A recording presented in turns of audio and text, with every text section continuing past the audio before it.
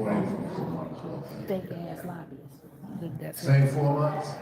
Yes. Okay, thank you.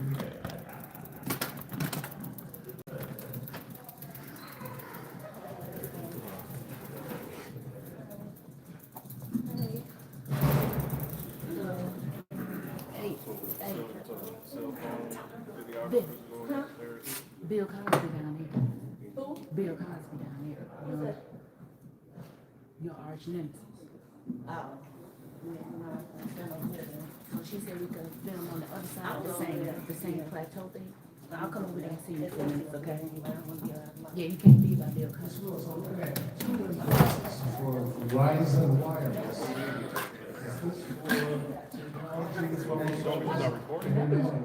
Those are for the mobile phones.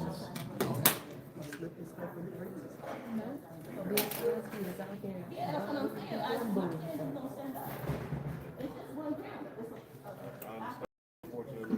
Most of these I kind of pretty much already figured them out, but I just wanted to reiterate or elaborate on what I was already thinking. I'm looking at 2 invoices under Department Legal 105. Axel Glade Diamond Bush, ETAL. Under Legal 105. I know that they are the city's attorney, but were these for litigations or? No, this is for general legal services.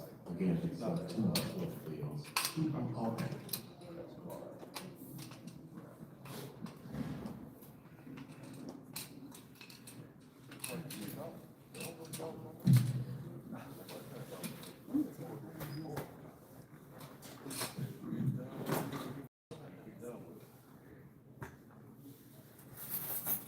There was one, the Chicago Tribune for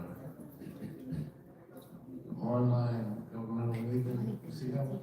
Yeah, that's just where we have to get public notice. In this case, it was deals with related to, something was going on in the city.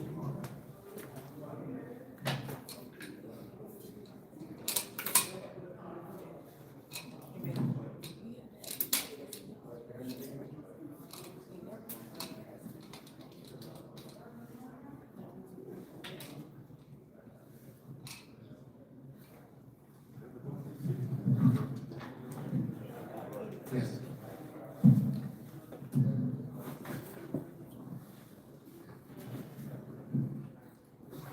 Specifically, Mr. Lewis, you said public notice on city. What were we? I'm not sure off the top, it was just something we have to get public notice. It was for city. Yes.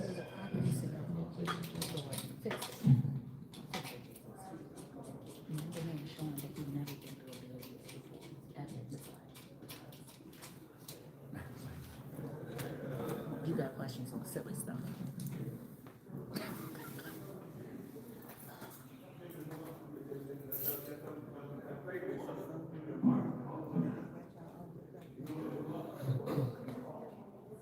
Ms. Lewis, under Department 126, there's some invoices, various amounts for BNF Construction Code Service.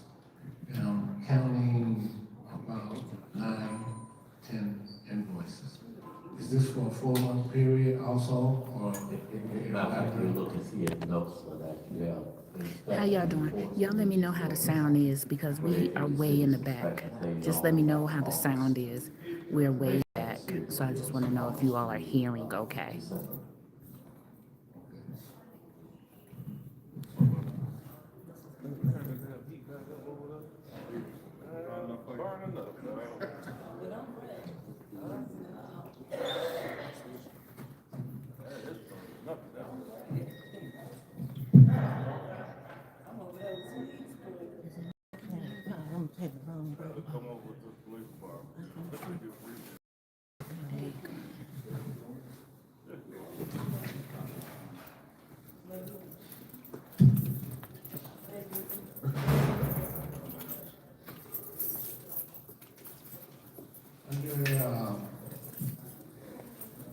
Department 132, the police department, there was a $1,000 expenditure for a refund toll. But this is something that the city paid back, or is this something that the city collected? Thank you, Jim. We have to pay the application, we make a mistake, we take some of this scholarship, and fee, and we have to give it back to them. So, You can't even hear them back there. So stupid.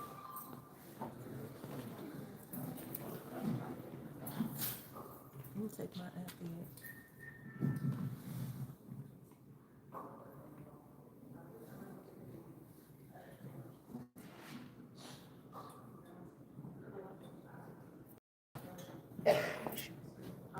Show them how far we was back. This is stupid.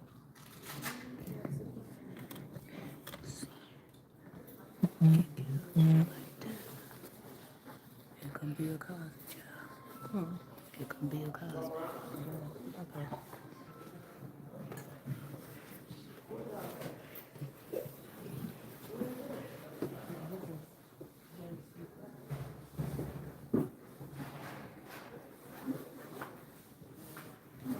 What was his, issue further down in the basement, the rape? I just wanted to clarify that.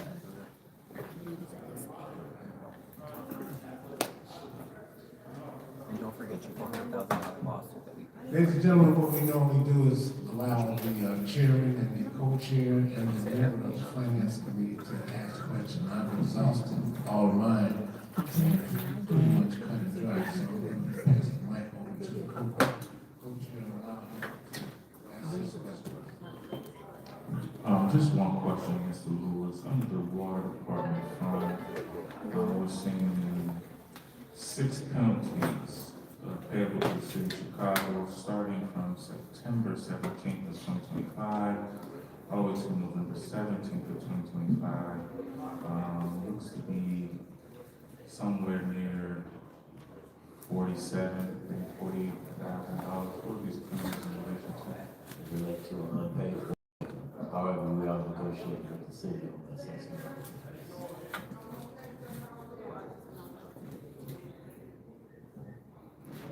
So unpaid or late?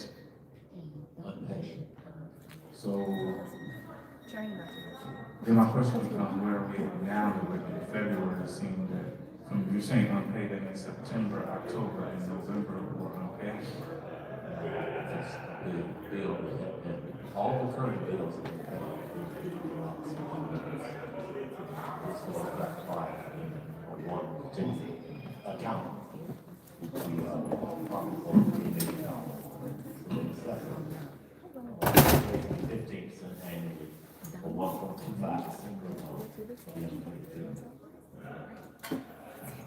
Okay, I'm getting a little bit lost. So you're saying we have 2 bills with the city of Chicago? We have 4 bills in the city of Chicago. You see, $246,000 payments relate to the same bill. We have 2 months of bills showing up. So you see the penalty is being assessed for 1 month, then the penalty is being assessed for the other month. I can say it's the first time that I knew that we had 4 bills payable to the city of Chicago. If you look back, you'll see 4 bills for September. Then you'll see 4 bills for October. Okay, just for my own clarity, how do you get 4 bills payable to one particular entity? I mean, We have 4 bills. The city of Chicago has 4 points that neighboring water entities. okay, all right. And so then we pay for each meter separately? Yes. It doesn't combine into one bill? No, it's 4 meters. Just as we bill certain municipalities have multiple meters with us. Okay, I was unaware of that. That is my only question. See, October and November. Basically, we bill paying bills in one period from September 17th through October 17th, so the bill is October 17th to November 17th.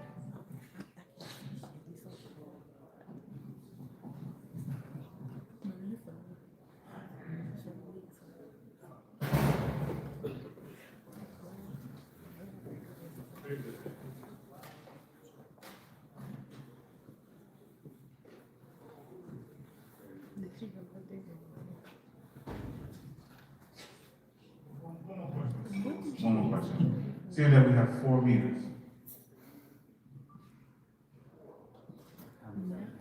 October has 1, 2, 5 penalties on 4 meters. They're all dated the same, but there's 4 penalties. And there's only 3 September. So that would make sense to me in my mind in September, so that means 3 out of 4 meters we were late on. But October, I'm seeing 5, but we only have 4 meters. A village administrator. Yes, October, they're all dated for October 17th, 2025. They're in different amounts. The first one is at 268,677. That's not them, that's the water purchase. I just scroll all over. So the water, okay. I got you. Those are, okay, I didn't look at that column. Okay, so there we go. Okay, so that's 2, 4, 6. Yes. I got you. 4 bills, 3 buildings. Got you. Okay. The monthly release for Enterprise Trust. 102.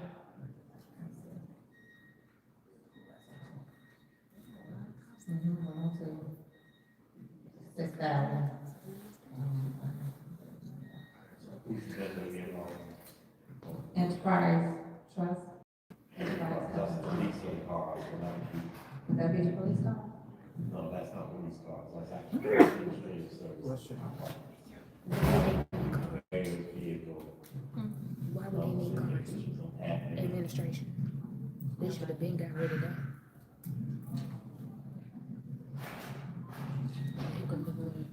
I'm glad you called.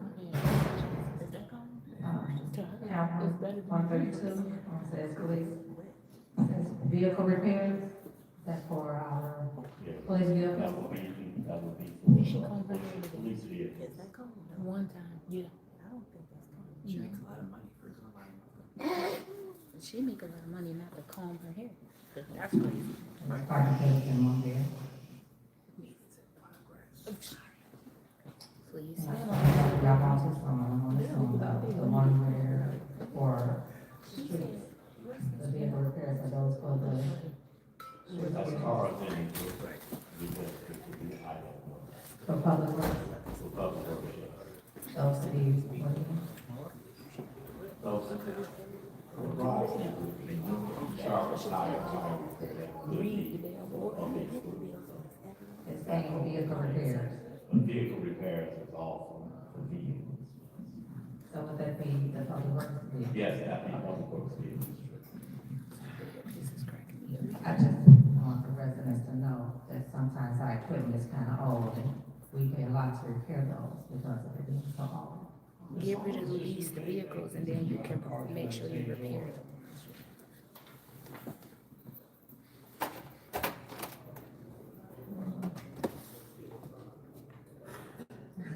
That's all I have. Thank you, Finance Committee. What we're gonna do now, we're gonna make a recommendation that we take 26 bills listed to the entire city council. All in favor, signify by saying aye. All opposed, hearing none. Okay, let's move on down to February the 9th. You can, you got them.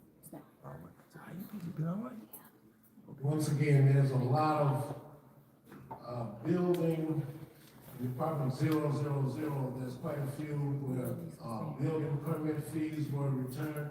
These fees are returned after the resident cleans up and the inspector's department goes out and makes sure everything is clean and installed correctly. And then that's the criteria for receiving that refund back. Am I correct? Yes. Okay. No, he still gets some dirty shit. The ticket was in office. I don't get no pass. Come on. You know it was all up in there, so See, I had a one-on-one with somebody, so I got a different opinion on why I can't get my pass. Absolutely not.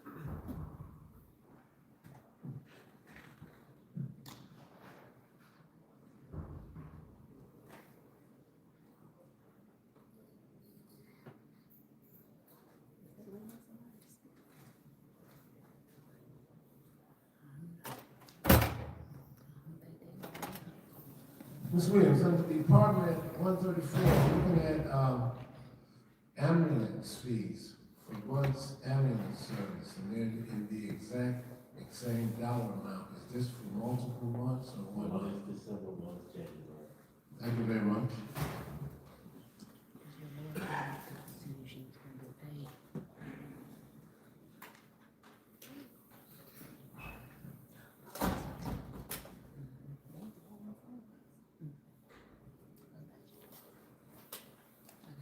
Here's, under department, under the water fund, there's an invoice for professional service for Arturo Group LLC for HUD demolition environmental review. Did they actually tear down anything, or they want to review to give us an estimate of tearing it down? They do an environmental review. We have to do an environmental review before we tear down any property in the city of Harvey. That's crazy. My 5-day 4 years. Today's the 5th day, they just started. I'm gonna get on their ass. Water department, 17 water fund. Actually, it's over 80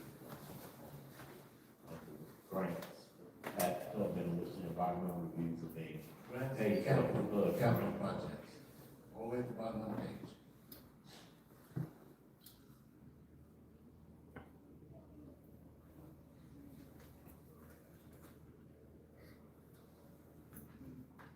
Co-chairman, Alderman Randall, you have a question?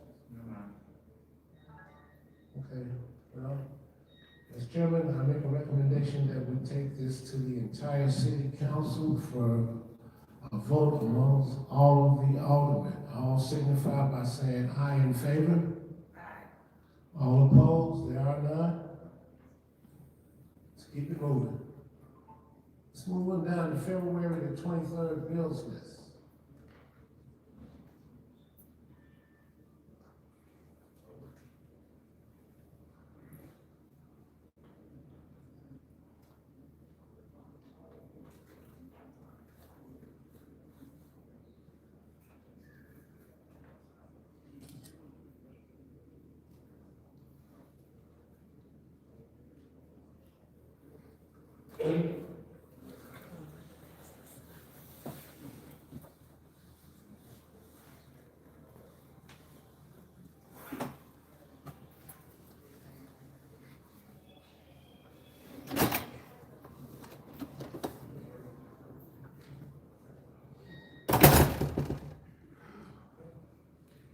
We have no further questions. The chairman's going to make a recommendation to take all these bills lists before the entire city council for a vote.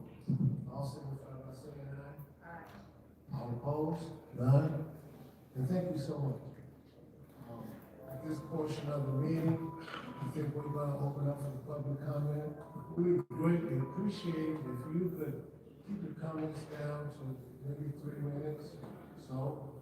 And please direct the comments to the panel, and we'll direct the questions to the controller's office. Does anybody would like to talk first? Come on up.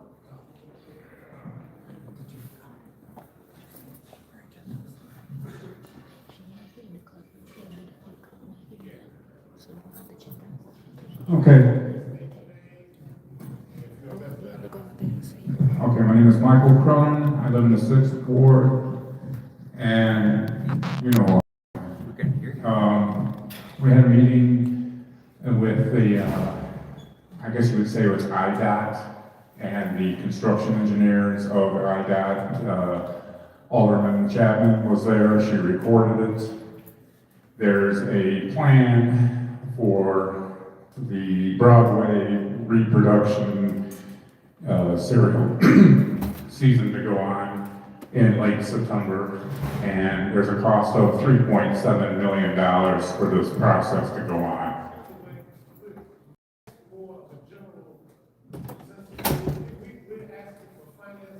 This is finance. With this $3.7 million being spent for just 3 blocks of the town, where we have multiple streets all through the town, I think this is something that needs to be re-reviewed by the 6 of you guys before this thing goes on in September. Okay? There are too many streets around here that are in bad shape. And I think all of you guys need to rethink the Broadway project. Michael, thank you so much for your question, and I think it is a legitimate, a very personal question, and I'll be more than happy to talk to you after the meeting to give you some insight on how and why that project was undertaken. And I'm pretty sure you'll be satisfied. Excuse me, ma'am. Yeah, how about public? Excuse me. Anybody else would like to have a public comment? Okay.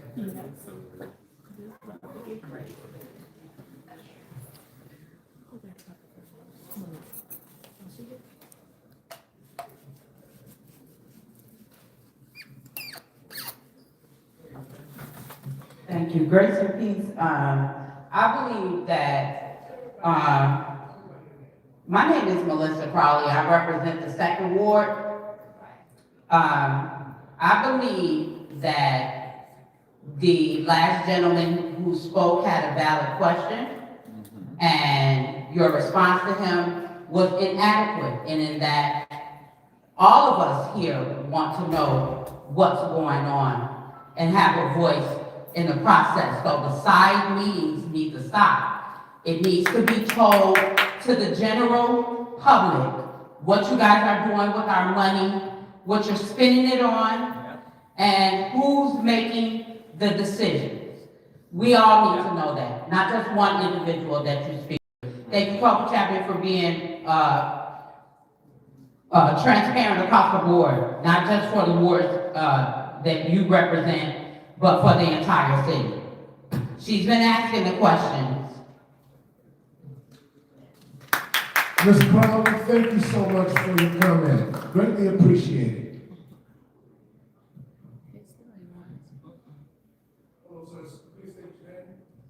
My name is Alvin Davis. I live in the 5th Ward, and my question is, these little buildings that you all build, what is the specific purpose of those buildings?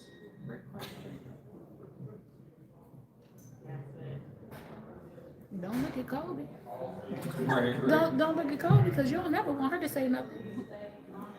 No, actually, that's not true. Say it with your chest in that mic. In the 6th Ward. They started building, and then they stopped. Due to discrepancy. Right. Money was never issued from the city of Harvey. It came from grant money from Nightport Gas. Oh, yeah. It was never issued out of Harvey's fund. The money came from Nightport Gas and State Representatives Will Davis. And they're the reason. And there was some type of discrepancy prior to our mayor dying that the development company did not hold up their ends of the bargain. So in turn, what it did was that we had to eliminate 3, there was supposed to be 6, 1 in each ward. But they eliminated them down to 3 hubs that were actually completed. So the one in the 6th Ward never did get completed. It was started, but it never did get finished. Thank you. So what happened to the money? Yeah. They, my understanding is they're supposed to be used for community activities, community events. If you want to have a meeting in their particular ward, then they could utilize one of these facilities. They were also to be utilized for tutoring after-school children if they they got the proper educational person to come in, and they were tutoring kids after school. Okay, so hopefully that answers your question. Please. Pardon me, Alderman.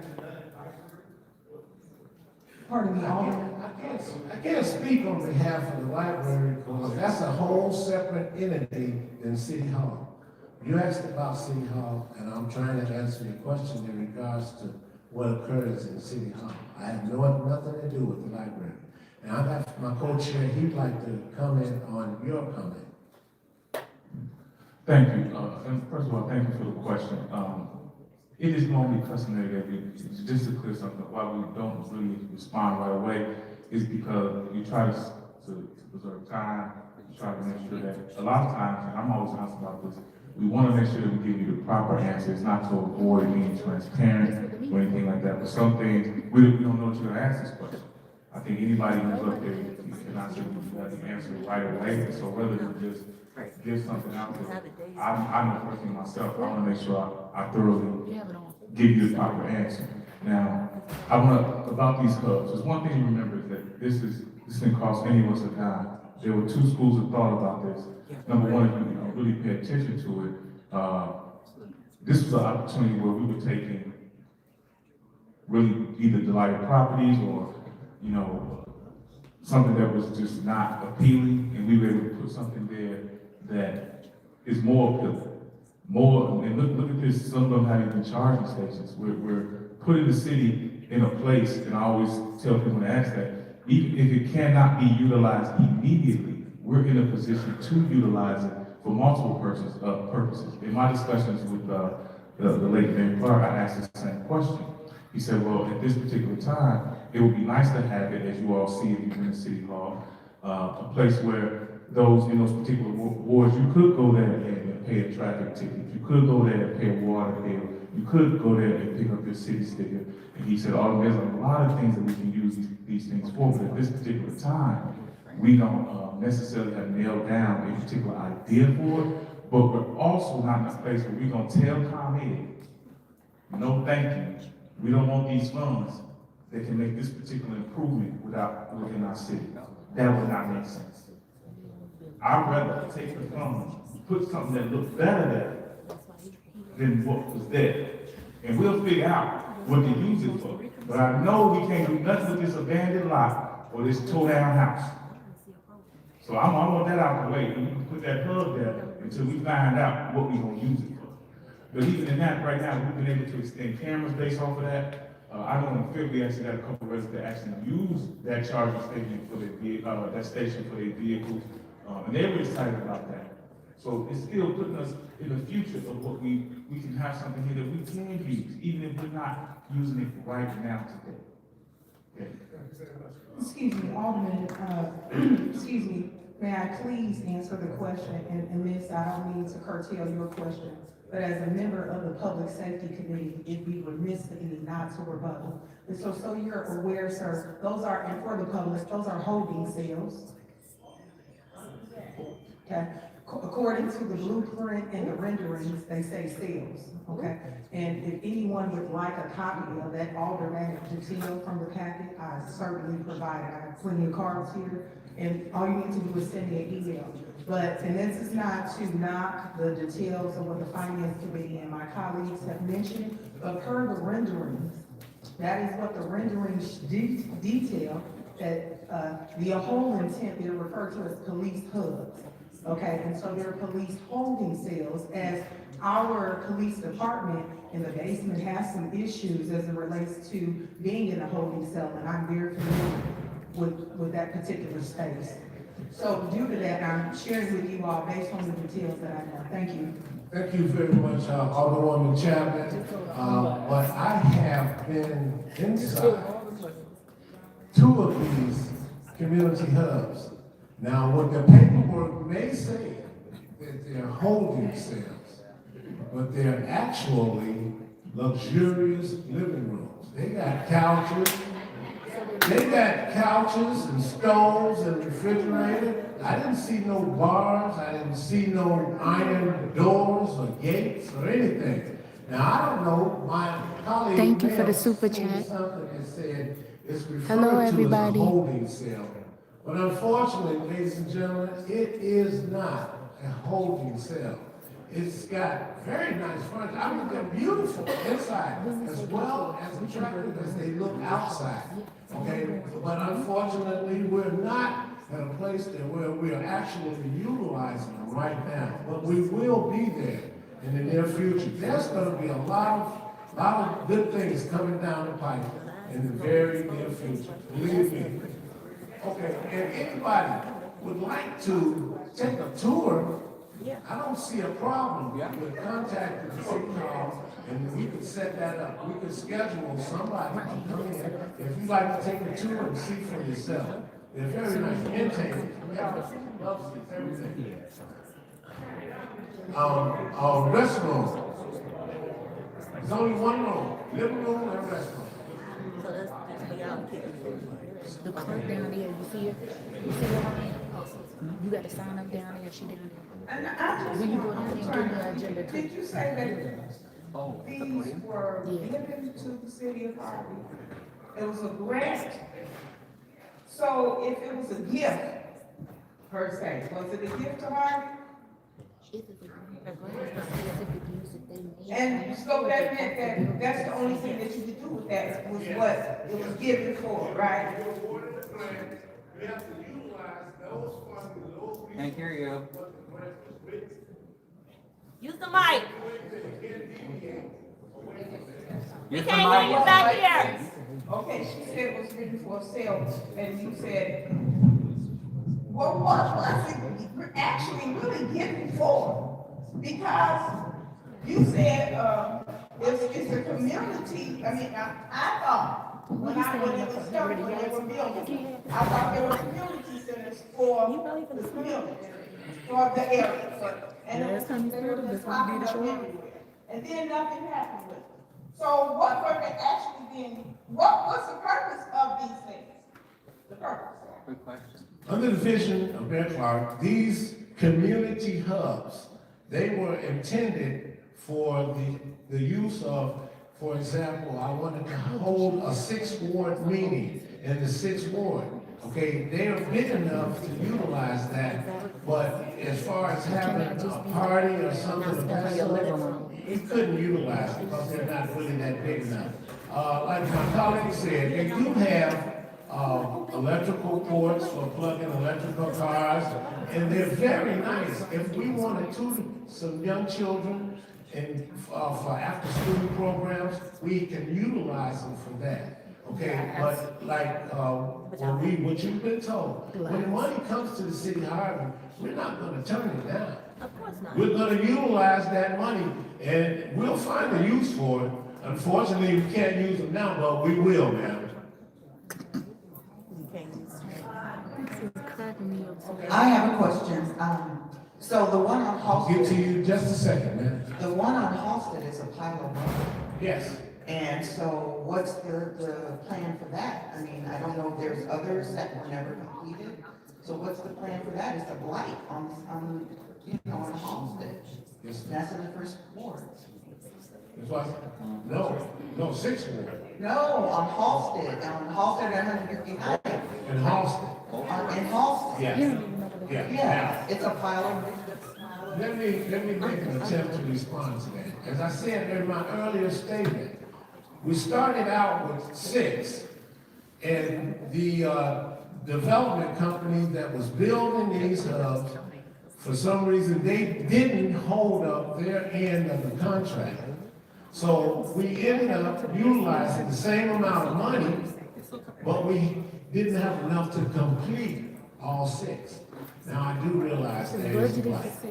And I've made some arrangements with the administration. Right now, they've been cleaning up that Larry's Lounge. It's the most terrible thing you've ever seen as I'm riding down Assembly Boulevard. And one of the things, when I just got so fed up, I said, we got to get this cleaned up. Fortunately, today, when I rode by there, and you all know what I'm talking about because it's a big old picture of a handsome guy on a billboard there. Now, okay, it could be, but the fact that they went over there today and they cleaned they started cleaning it up. It was really deplorable. And now there's a large pile of debris sitting right there waiting for the loaders to come pick it up and take it to the dump. So we are making some headways. And Ms. Watson, as far as that blighted area with those community hubs, okay, as you know that we're struggling and we're doing everything we can do to keep our public works, to keep our fire department, to keep our police department, to keep them on the streets for the safety and betterment of everybody here. All these community people here, I know from Harvey, and I think we all have the same insightfulness to want what's best for this community. So if you give this new mayor an opportunity to complete what our old mayor was starting to do, you will see some improvements. Thank you. Deronda Powell, Second Ward. My question again is, when will we see an invoice, a purchase order? You guys come here and just tell us the number? Right. Where are the invoices, the check requests? Like, how do we even know that these things are actually due? Is someone making up a bill? Because it's real easy in this day and age to make a bill. I can do that. Where's the delinquency report? Do you have that? No. Yeah, I'm asking you. You're the chair of the board of finance. Do you understand what I'm saying when I'm asking for the delinquency? Okay, you can answer. Thank you for your question. As finance chair, and ma'am, you were asking for invoices. The finance chair, we don't get invoices. We get a report. Now, if we're going to look at everybody as being dishonest, and we can't approve of what our employees that have taken an oath to give us the pertinent information, they give us a spreadsheet. And then that's why we have these forums and these meetings as such we're having right now. So we can bring clarity out to the public. Now, if it's not enough, there's a little thing called the Freedom of Information Act. You can put a request in for that, and you can have all the invoices. Believe me, it's 25 cents per sheet, and you'll have an opportunity to ask for anything. And some people in here have already utilized that. They've utilized that. Some have utilized it to the point where the clerk's office can barely keep up. Now, come on. I'm a resident of Harvey a lot longer than before most of you all were born. And I'm here to tell you that there's a procedure, and it's not being misleading or being untrustworthy to the gentlemen the people that handle our money, and wait a minute, let's take a step back a little bit more. I often say, the cookie jar will not get more cookies in it if your hand is in the cookie jar. The cookies are gonna leave and they won't, but our cookies are gaining. And it's due to this man and his knowledge of finances. And before we put him under realization, I think he should be applauded for what he does for the city of Harvey. I'm here to tell you, this man is pulling us out the mud where our wheels used to spin. And once again, I trust him. I'm going to continue to trust him because he's never, ever given me a reason not to. Are there any further public comments? Yes. Yeah. Just to, because I want to provide a little bit more clarity about these invoices and receipts, okay?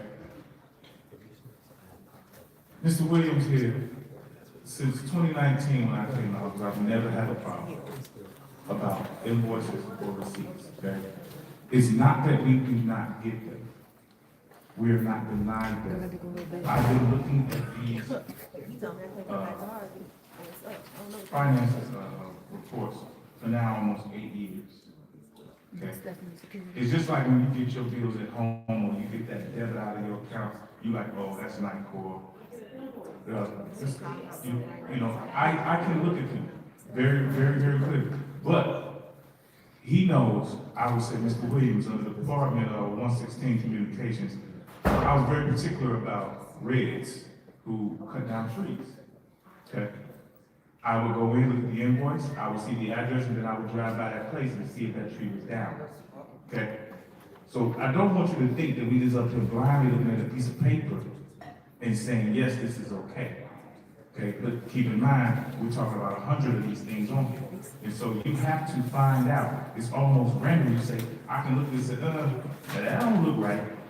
Chicago tire repair. Okay, how many tires did we do? Now, if I see this one for tire repair, I'm saying $500. I'm saying, okay, now wait a minute, how many tires did we do?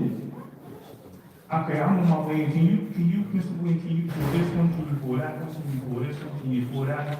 Okay? So I don't want you all to think that that's how that's happening. Each and every one of us, and not just on this particular finance committee, but every single other person has the right, because they get the bill list as well, to look at it, and if some don't look right, some don't smell right, they have a right to come in and view that invoice. Absolutely, okay? But again, for me, and I'm sure for some of us, we get used to seeing Alexa, we get used to seeing stuff from Chicago, you know, water department. What I wasn't used to was attorneys, you see me question. You understand? So just don't think that that's what's happening. That's just not it. Yeah, I know that's the way it sounded to you. That's why I want to provide clarity, because I don't roll like that now, okay? I don't just pay bills at home without looking at them, and I'm not gonna say yes to bills here without being comfortable about it, okay? Now, I don't know, Chair, you want to recognize this young lady here. I'm sorry, man. I appreciate your patience. Yeah. Sure, I don't mind. We're looking at another 5 minutes in public comment, and then we're gonna get ready for our city council meeting. Hello, my name is Diana Love. I live in the 6th Ward. I have a question, and you kind of threw me off. First of all, I do love Harvey, and I'm glad to be here at the city council meeting. But you said that we get grant money or funds, but we're not gonna turn it away. If you start as will be a prison cell, then it's gonna be a community center, only one person can fit in there. So how do we trust you all if you come in here initially tell us one thing and turn it around and say something else? We get confused. Did anybody say that only one person can fit in there? Well, if you look at it, first of all, in the 6th Ward, it looks terrible on Halsted on 145th, 144th. So of course, nobody can fit in that one, but the ones in the other wards that are done, we would never know what it looked like because we can't even get in there.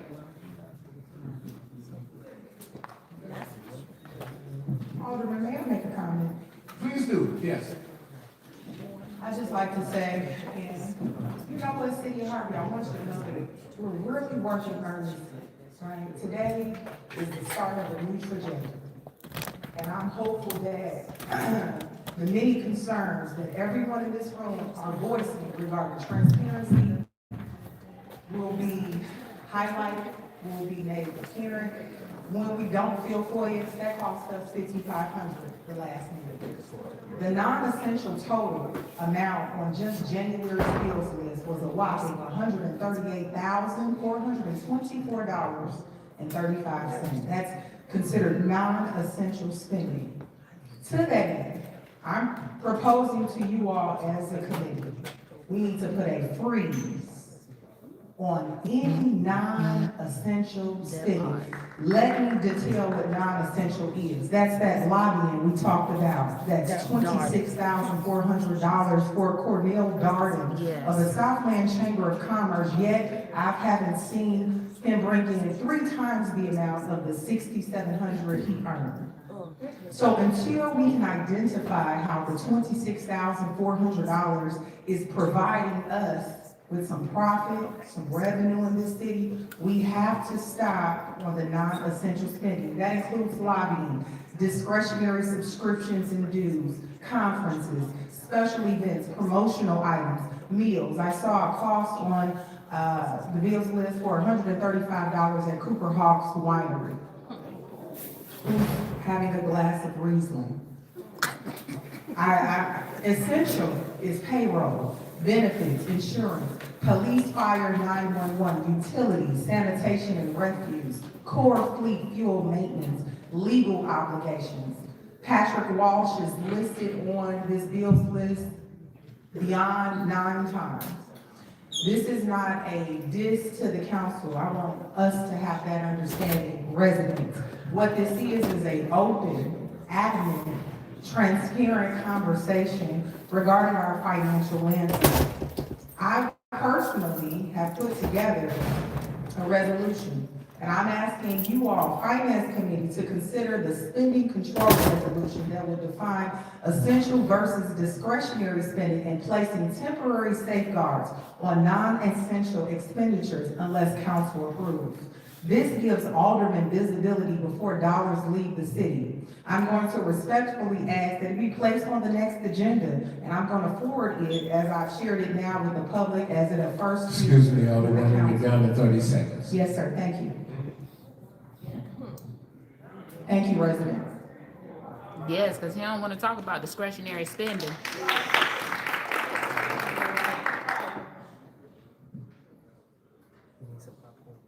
All right, we have one more comment from Alderman Smith. Would you like to say something? Oh, okay. Disregard. All right, ladies and gentlemen, well, once again, thank you all for coming out and participating in our monthly finance meeting. We hope to keep you abreast of everything that's going on in this great city of Harvey. And once again, thank you all for coming in. We're going to take a 5-minute break before we get started with our representations. Hello. My name is Alexandria Blackman. I'm a nurse practitioner in Ingalls. I have to say, I do not feel that the person that represents this council right now for mayor is a great suit for mayor. She drove down the long. Yeah, we're here to talk about finances, so thank you very much. And we're gonna I'm put a talking about motion. finances. Because if I sue Harvey, that's gonna be a financial loss. And I'm talking about, I feel that with my stuff that I had going on, nobody here hurt me. And I know the last mayor, he was exceptional. He did things for the city of Harvey. I think Harvey needs a mayor that really can be followed. As a nurse practitioner, I put no faith in him. Thank you very much for your comment. Once again, we're gonna put a motion on the floor to adjourn the meeting. All in favor signify by saying aye. All opposed, there are none. So folks, take a small break, and we'll get started in a few minutes. Are you okay? I'm not. Really, I want to go up there, and now everybody else is looking right. This is already wrong. I was supposed to talk to somebody. It was full when I came over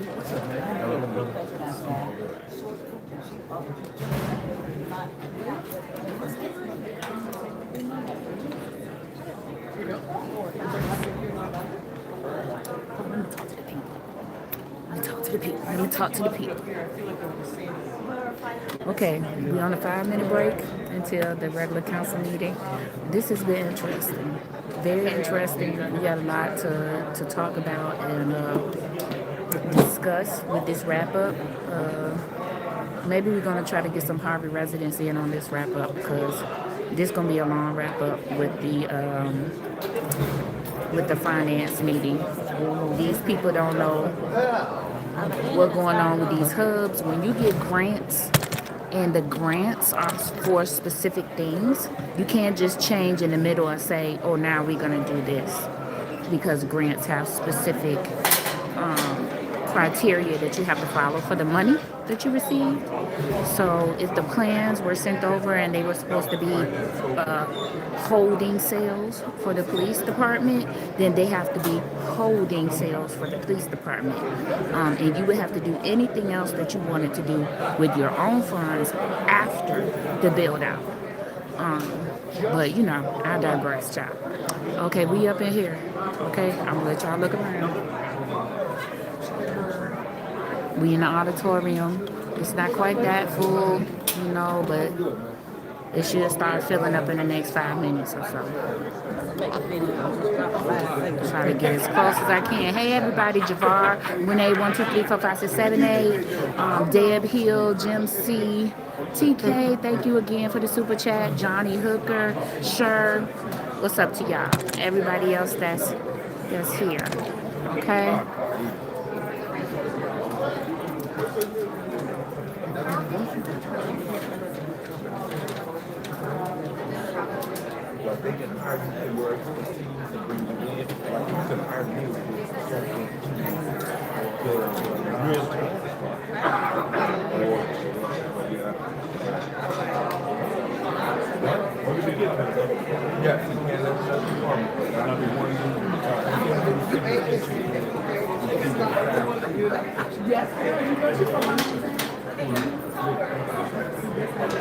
That's why you gonna change the number, you still hold on. Yeah, they still hold on.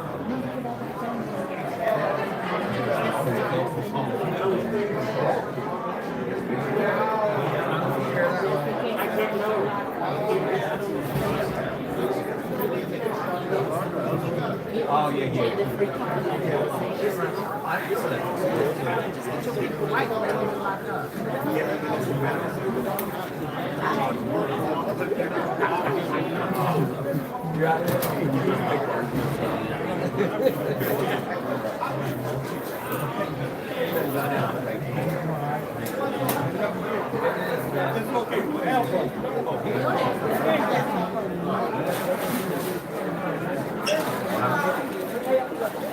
Yeah, I don't even know him.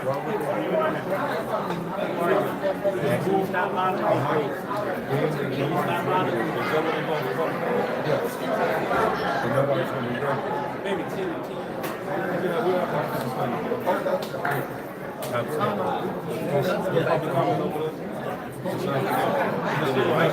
So you want, they take it out? Yeah, we just had Officer Tapper do some 3 minutes to make sure it's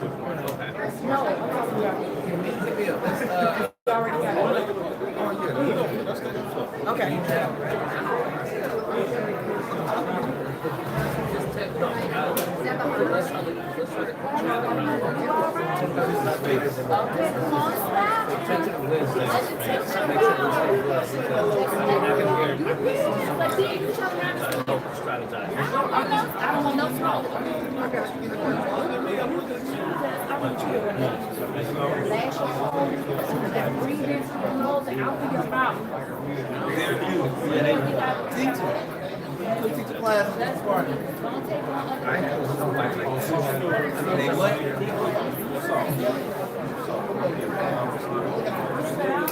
That's his face.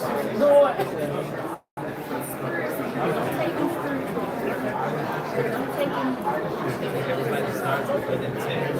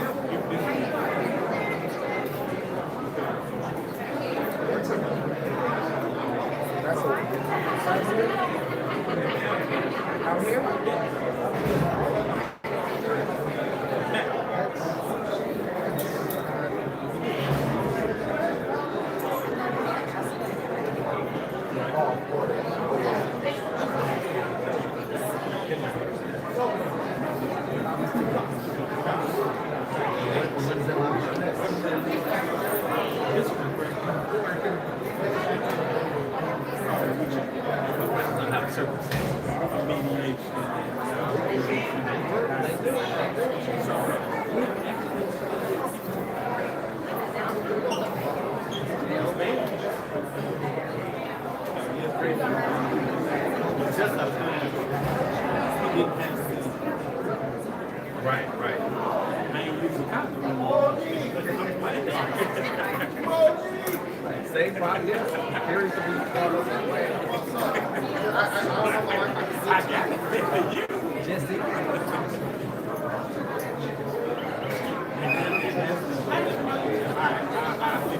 Yeah, test me start Wednesday so I can make sure that we're still like on Thursday is clear, but then something. Right.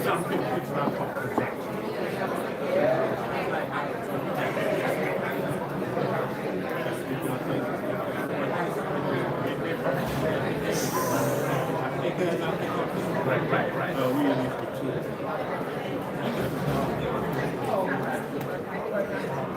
that does.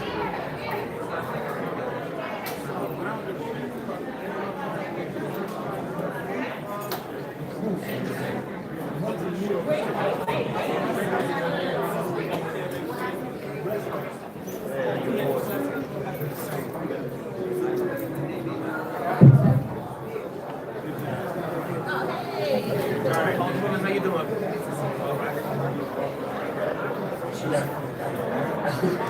Good evening, everyone. If everyone can take their seats, it's already 5 minutes after 7.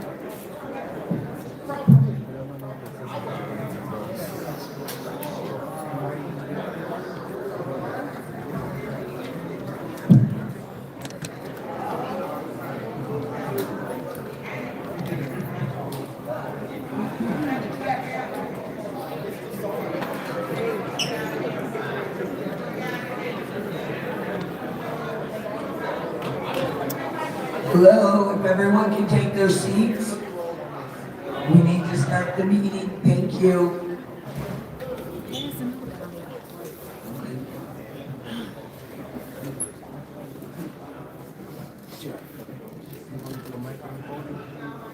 It is 7:06. I would like to call this meeting to order.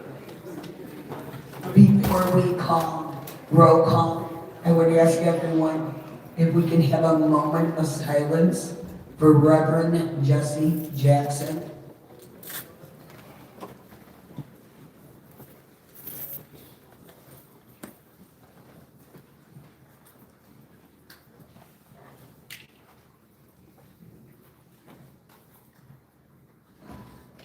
Thank you.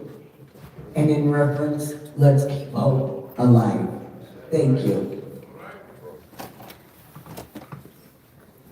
Deputy Clerk, thank you. Can you call roll call, please? Mayor Pro Tem Julinski. Alderperson Chapman.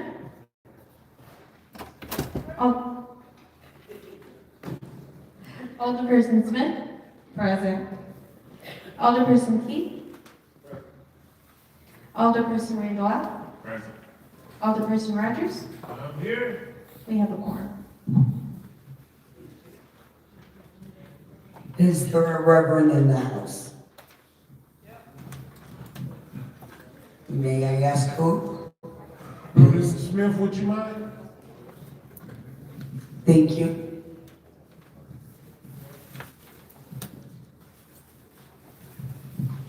Let us bow. Father, we do thank you for the gift of life and the grace and mercy you have extended to us this day. We thank you for the privilege to know you and the privilege to serve. We pray now your blessings upon this gathering of your people, the servants who lead and serve this city, and the constituents and residents that are here today to learn and support the business of the city of Harvey. Bless this city, bless those who serve, and help us all, oh God, to do it, that you might get glory out of all that we do and glory out of our lives. In the name of our risen Christ, Jesus the Christ. Amen. Amen.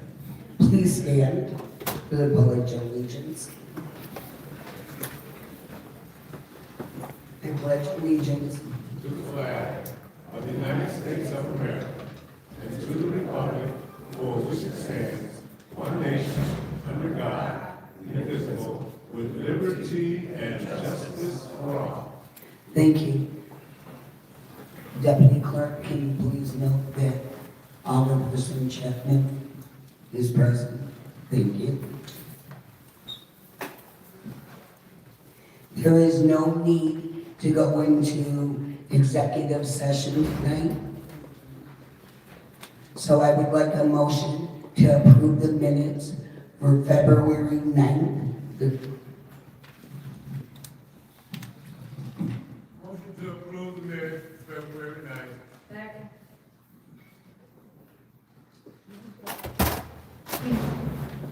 We have a motion by the sixth and a second by the third. Alderperson Rogers? Yes. Alderperson Randall? Alderperson Key? Aye. Alderperson Smith? Yes. Alderperson Chapman? Yes. Mayor Pro Tem Truitt? Yes. Motion carries. Thank you. Committeeman Rogers, do we have a motion for the approval of bills list for January 26, 2026? Madam Pro Mayor Drewinski, we did have an opportunity to have a finance meeting and it went very successful. And we have 3 bills lists to ratify. Would you like to do all 3 of them simultaneously, or would you like to do them individually, one at a time? That would be fine. Okay. The chairman of the finance committee. Yes. We need a motion or an omnibus vote on the bills list. Thank you. Thank you, co-chair.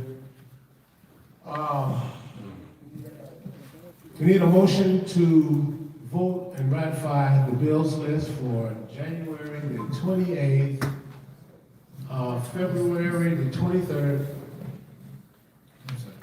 January 26th, my mistake, I misspoke. January 26th, February the 23rd, and February the 9th. Do I have a motion? No, I just asked for a motion, so we need a first and a second. Have a discussion.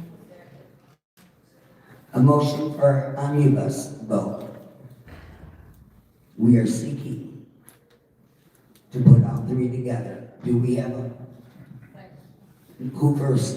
Who made it? I'll second. Point of information.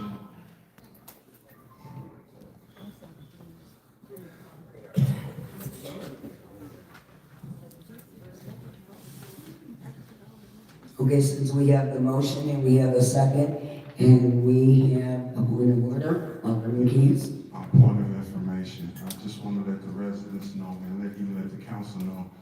For us to do simultaneously to vote on 3 different months of bills when we only had 1 meeting over 2 months. We need to break everything down and we need to start this from right now. Whether we're behind or not, we need to make sure everything we're doing, we need to take 1 step at a time. For us to be able to do this unanimously and vote on all 3 months, and we don't get 1 hour meeting, people are still asking questions, people don't have information. As an alderman, I don't have any information, any invoices and things like that. I think we should take it 1 at a time. And I don't understand why we would vote on 3 months of bills, even though we're behind. That's fine. So you. Well, I was trying to finish, but am I taking too long? Yes, you were supposed to ask 1 question and you already asked that question. And you brought your debate up, and that's a good point. All right, so if you know my question, can you just simply answer it? Then you would like to do it separately. Yes. And I'm fine with that as well. So there was a motion to do it omnibus, and then there was a motion now that you brought it up for debate. Is there any other debate? Yes. And so that Okay. thank you, Madam Mayor Pro Tem. So the public is aware what an omnibus vote is. It's when we're voting to ratify or. And your question is? It's the following. Okay.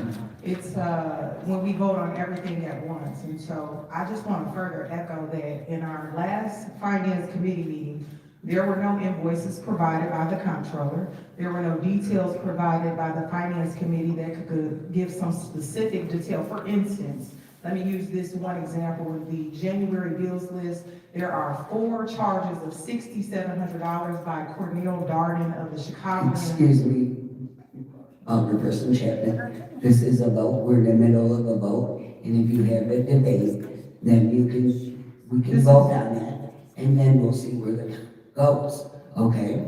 I totally understand, Okay. Madam Mayor Pro Tem. I was explaining what an omnibus vote is and why I'm not in favor of it. The second portion of my explanation is. One question at a time.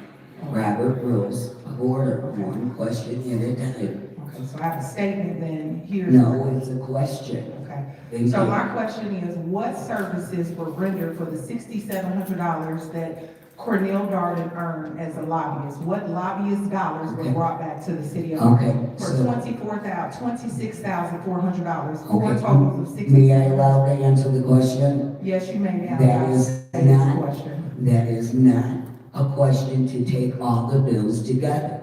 The question was, do we take this as an omnibus? Yes or no? We can vote. And then if it fails, then we can go into the actual approval to ask your question. So it's two different. So the first question is now, and we're gonna have the the deputy clerk, take the roll call on that particular to take it omnibus. Thank you. May you call the vote, please.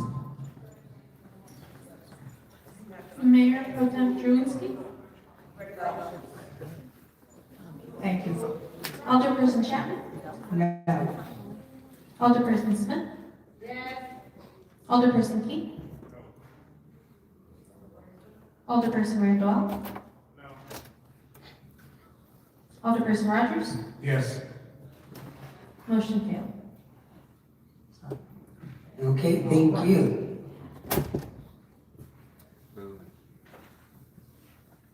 Chairman Rogers, do you have a motion for July 26, 2026? January, I'm sorry. January 26th. Madam Co-Chair, you know what? We got here at 6 o'clock, and there may have been a dozen people here. If you wanted to have your questions answered in regards to the bills list, all you had to do was show up at 6 o'clock. We don't have to go into this again. All these people over here ask questions. Do we have to go into this again? Okay, I want to do an ambulance, but it doesn't matter. For the sake of transparency, let's do one at a time. Okay? Let's do one at a time. Wait, let's, hello, excuse me, one moment, I have the floor, Alderman Randall, thank you. Oh, I'm sorry, who was it? Oh, I'm sorry, Alderman Keys. It's hard to tell over here who's saying because of the echo. Okay, we are taking the vote one at a time. Now, I am asking for a motion to accept January 26, 2026 expenses. Second. Thank you. Deputy Clerk, may you call roll. Is there any discussion for January 26th? Yes. Remember, it's one question. Thank you. What services were rendered at $6,700 times 4, which are $26,400? What services were rendered to the city of Harvey? What lobbying results have we seen?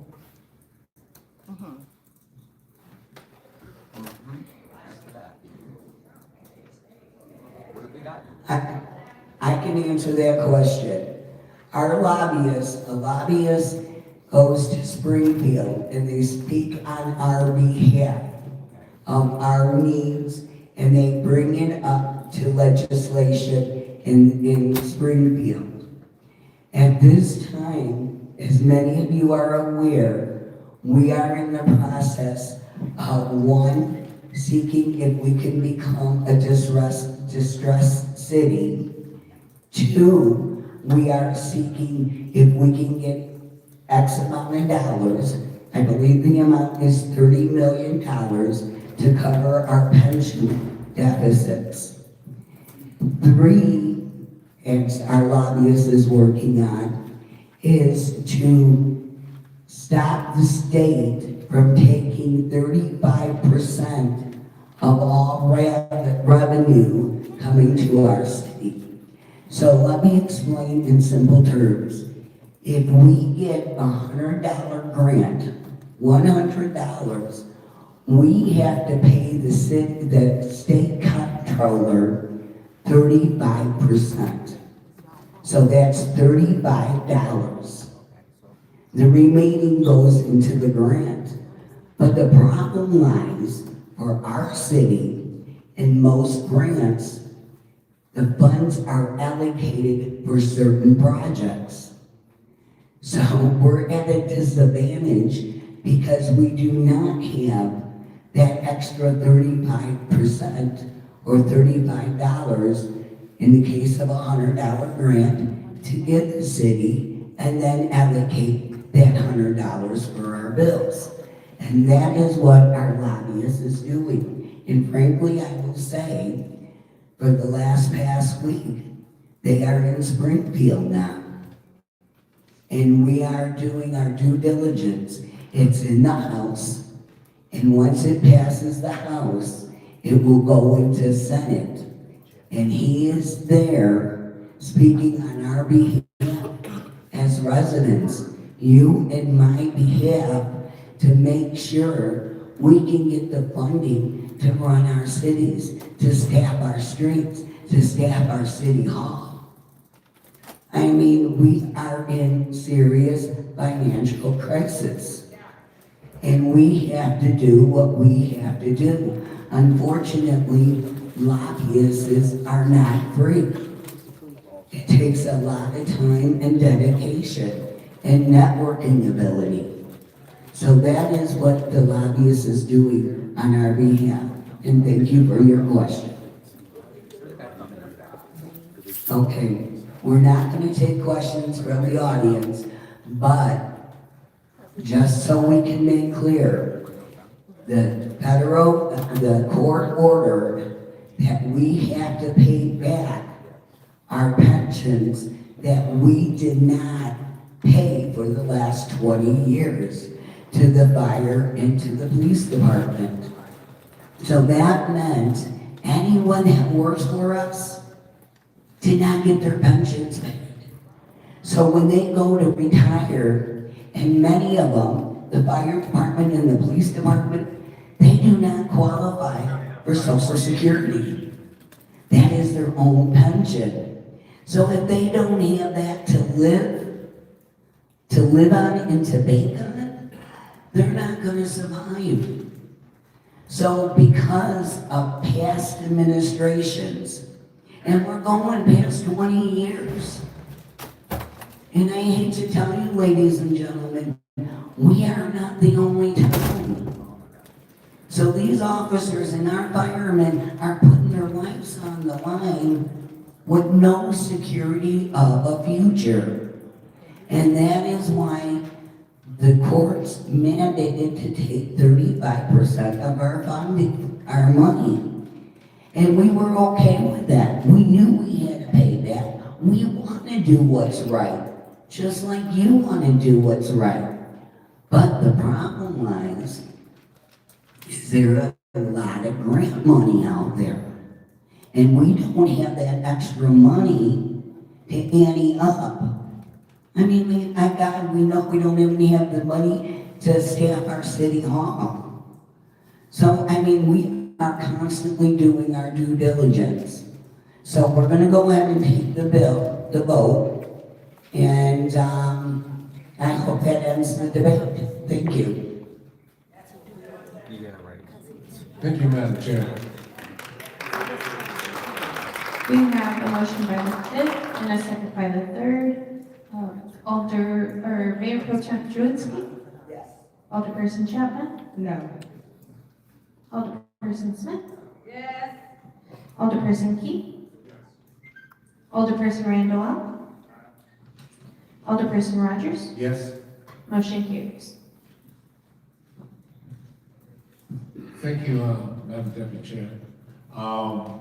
We would like to now go to the February 23rd bills list. February 9th, 2026. February 9th. Please, audience, we can do February. We'll do the February 9th bills list, and the chairman makes a recommendation that we ratify and pay all of our bills. Okay, so we're going February 9th, 2026. We need a motion and a second. Motion to approve February 9th. Thank you. Is there any debate? Okay, we have two people debating. Alderperson Chapman, would you please? Remember, it's one question at a time until everyone has the opportunity, and then we can go back to a second question. Thank you. Based on us not receiving any detail beyond the bills list, how are we identifying what's essential and non-essential? And we're currently, as you just mentioned, in a financial distress. We're 35% of our funding is intercepted by the comptroller to pay back pensions. So when I see something at a total of $60,000 for BNF for inspectional services, is that the best use of funding? And I don't know if that's to you or to the finance chair. Are we using the best, are we making the best option, or we are choosing the best route of how $60,000 is being spent per month, $300,000 annually? Thank you. Thank you for your question. The amount of expenses are reviewed by several people. It goes through our city comptroller, who has the jurisdiction, and his staff. And then we have a committee, and the three committee are on the finance chair. They go through and they make a suggestion whether votes go through or not. And those three people are Chairperson Tyrone Rogers, Deputy Chair Alderperson Randall L., and then Committee Person Alderperson Delaney Smith. So those three people go through the list. Now, as we're coming up, they have a committee. Once they decide, it goes to the city council, then we have a vote. So the use of the money, hindsight, I can't say if a particular item is more important or not. But at this point, that is what's on the bills list. So I thank you for your question. Alderman Keys. Thank you, Mayor Pro Tem. I really want to start off by saying that the type of person I am, and the reason I'm here right now is for the people that are sitting in this audience, because you are the ones that either elected me in or didn't vote me in. But what I'm saying is simple. We've been through a process of transparency for so long, and we're so far behind. I don't want to immediately just, well, let's just pay this, let's just pay this, let's just go and get this over with. Because we already don't have the money. How you gonna pay bills when we're broke? So with that being said, if we can break things down and be able to have a residence, our meeting just ended, which excuse me for my tardiness, but I'm not on the finance committee, I didn't have to be here. But I wanted to be here, but I couldn't make it, but I'm here now. And what I'm saying is simple. If we break things down, simple enough, where when our council, our finance meeting ends, all questions were answered. It's still a debate. People still don't feel comfortable with their situations. It's like we just have to go along with anything. I'm not finna go along with just anything. Alderman Keys, may I ask your question? But no, I'm saying that's really out of order because I'm just speaking. I don't think I said anything. Well, we're in the middle of a debate, and the debate has a question. And at that point, we ask one question, and then we proceed to see if there's any other questions, and then we can go back. But thank you. Okay, so can you just repeat the question that was asked so the audience will understand? Well, the question was to pay the bills for February 9th, Okay. 2026. Well, we also get a debate, so I can't say anything. So you know what, just for the residents' sake, I'm just doing the best I can, okay? Yes, sir. Thank you. And I also want to make sure that everyone knows that because we're approving these bills, doesn't mean we're paying the bills right away. If we don't have the funds, we can only pay when the funds are available. We're just saying it was approved. But I understand what you're saying, Alderperson Chapman, and I understand Alderman Keys. And maybe the finance meeting should not be held on the same time as the city council. And maybe that's something that we would have to look at with the committeemen. Maybe alter it another day that we can accommodate everyone's questions instead of at the last minute. But in either case, there is a motion for February 9th, 2026, and there was a second. Motion by the third, second by the fifth. Alderperson Rogers?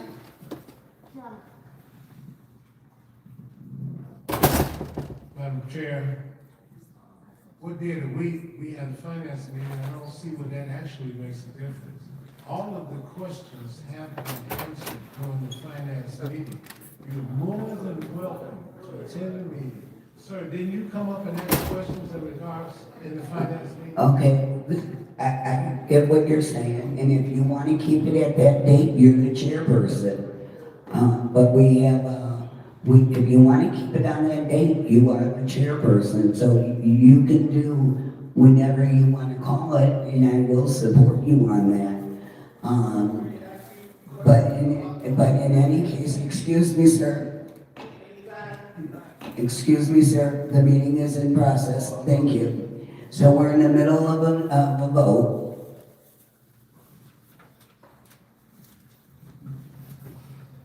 Alderperson Rogers? Yes. Alderperson Randolph? Alderperson Keith? Alderperson Smith? Yes. Alderperson Chapman? No. Mayor Pro Tem Truinsky? Yes. Motion carries. Thank you, folks. We'd like to make the recommendation, since we discussed this in the finance meeting earlier today. We would like to ratify the bills list for February the 23rd, 2026. Chairperson makes the motion to approve. Second. Madam Clerk, can you call roll, please? Can you call for discussion, please? Keep forgetting to do that. Thank you for pointing that out. Yes. Yes, Alderperson Chapman.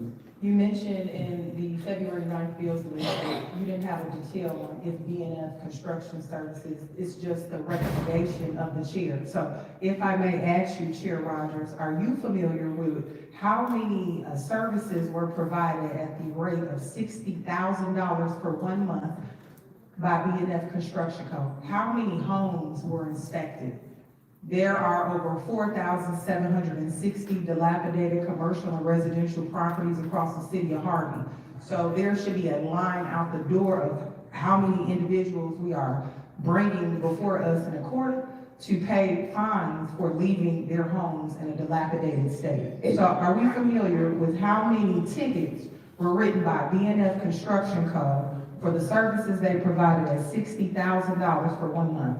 That's my question. Okay, thank you for your question. And that was in reference to February 9th to 23rd. Oh, that was on this one. You're referencing on that. It's a pickup from what we were just detailing on February 9th.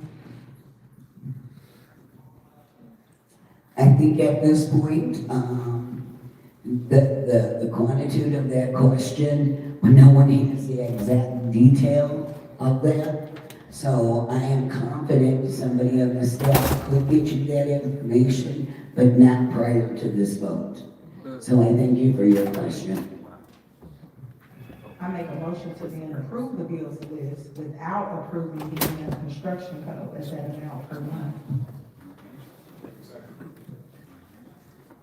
There's an amendment of the original motion to to amend. So the first, wait a minute. This is really confusing because we are already in the middle of a vote. And technically the Robert rules. Oh yeah, that's right, we were in this, okay. Thank you. Point of information when I get time. Yes, yes. You know, this is all new. I mean, we're going here and there. Before at City Hall, we had the street, so please bear with me. Okay, let me address Alderperson Chapman. Would the individuals who motioned it in the first place withdraw at the amending of removal of or tabling? Thank you, Pierre. Thank you. If there is not to amend it, there will be a continuous vote on this.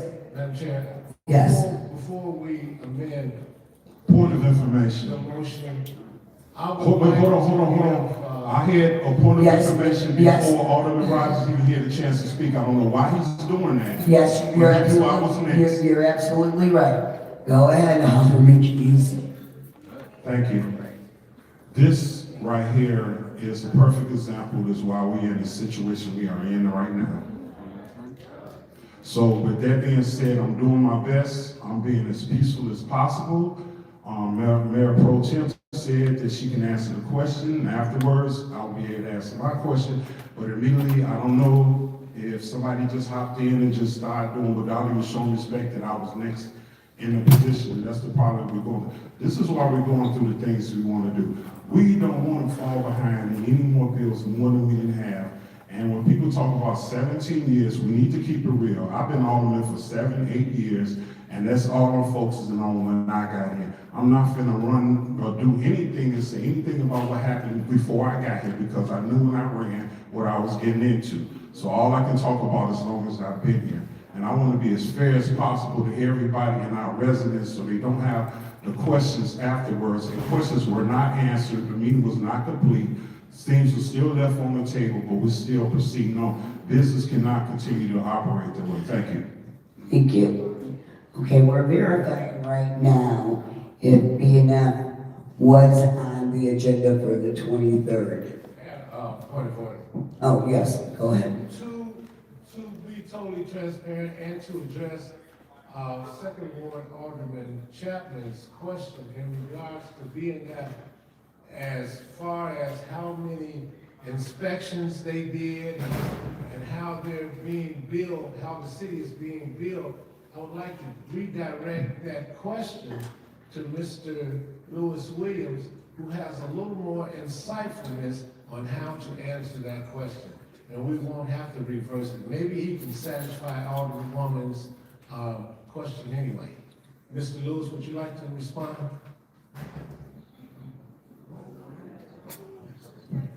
On that bill list, I don't see a bill for BNF at all. I didn't think so. I thought it was on January 9th. Well, in January 26th, there's no bill for $60,000. February 9th, pardon.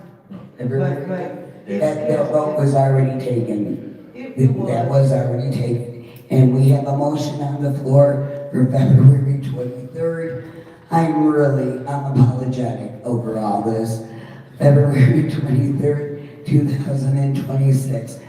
Deputy Clerk, can you please call? Well, point of order, Madam Mayor Pro Tem. We're not out of order for anything that we're doing tonight. Perhaps, as you mentioned, there have been oversights, that there is a $60,000 tab, and regardless if we did take the vote, that is something, it's a 61 month is someone's annual salary. And I respect that, but yes, we are out of order because we are currently on the next bills list for February 23rd, 2026. So let's just agree to disagree and go ahead and take the vote. Thank you. Alderperson Chapman? No. Alderperson Smith? Yes. Alderperson Key? Alderperson Randolph? Alderperson Rogers? Yes. Mayor Pro Tem Truinsky? Yes. Motion carries. Thank you, Mayor Pro Tem. Thank you. And I will add, Alderperson Chapman, I do understand what your question is, and we will get you that information. Okay? So for the record, she did bring up a good question, and we will get that information. So if you do not get that information by Ms. Davis, can you get Alderperson Chapman that information along with the rest of the aldermen, say maybe by Thursday? Thank you. Thank you. Okay. We're on to the treasurer report.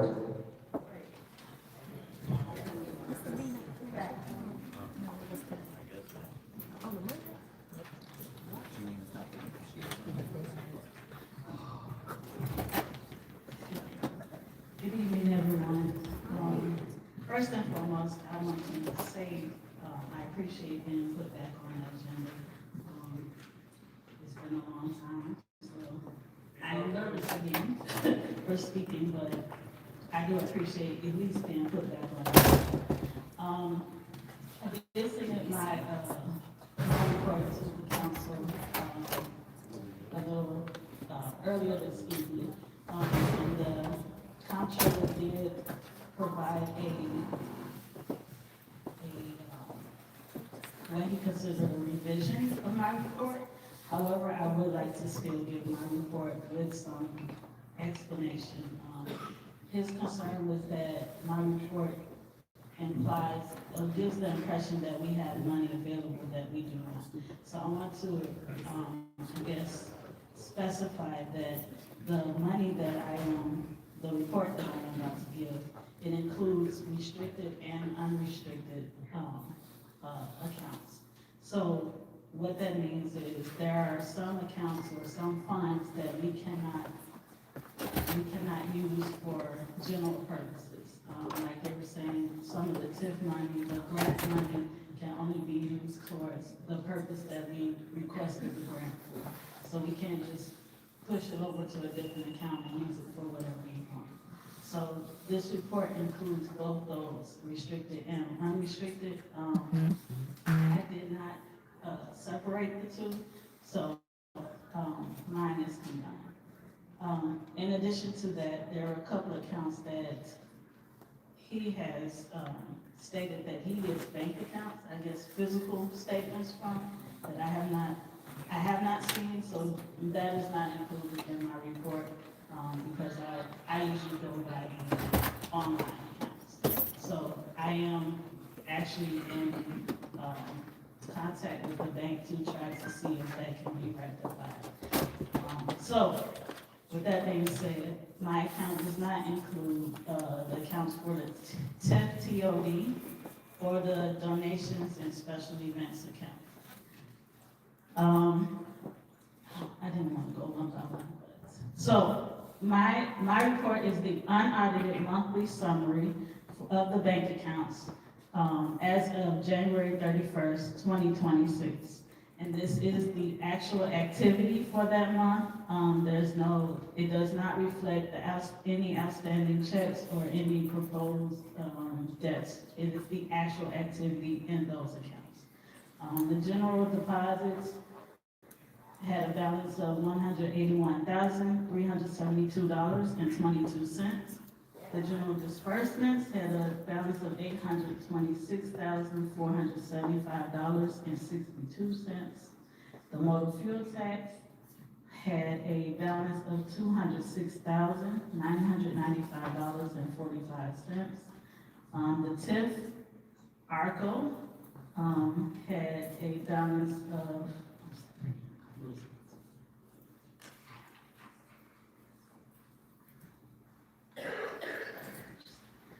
$24,798.65. The TIF Center Street had a balance of $40,603.84. The TIF Cresco had a balance of $97,556.42. The Dixie Corridor had a balance of $247,274.79. The Dixie Square TIF had a balance of $201,967.18. The RPM TIF had a balance of $2,934.99. The Sibley Dixie TIF had a balance of $206,641.83. The credit card account had a balance of $11,200.84. The debit card account had a balance of $4,594.56. The escrow funds account had a balance of $38,624.40. The grant account had a balance of $307,084.18. And the water fund account had a balance of $173,997.74. Again, does not include the TIF TOD and the donations and special events accounts. That gives a total balance of $2,572,122.71. Again, that is the cash balance for as of January 31st, 2026. Thank you. Now, I want to clarify, and I thank you for explaining that. It's restricted funds and what funds?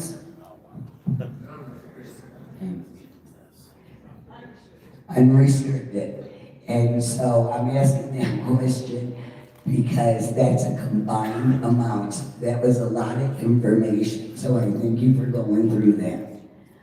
Okay, now I need a motion. Is there a motion?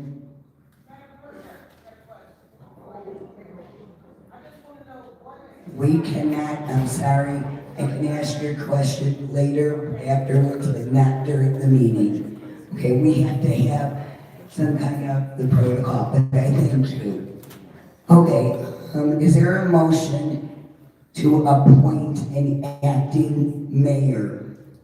I make a motion to appoint Shirley Julinski as acting mayor. Okay, thank you. And we will close it. Take the vote. Is there a discussion?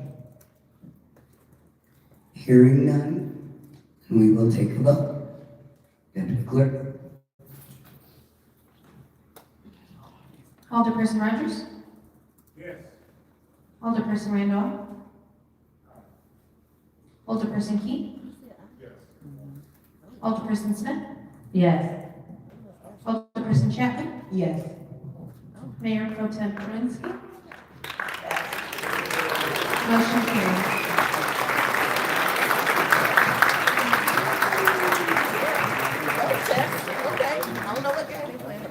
Thank you very much. Judge Denmark, would you do the honors, please? Thank you.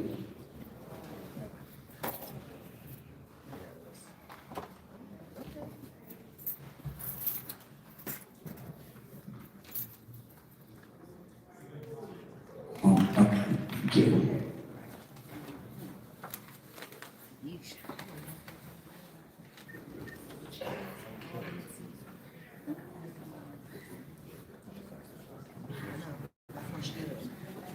Judge Denmark, I was so honored to have her swear me in as an alderman, so thank you very much.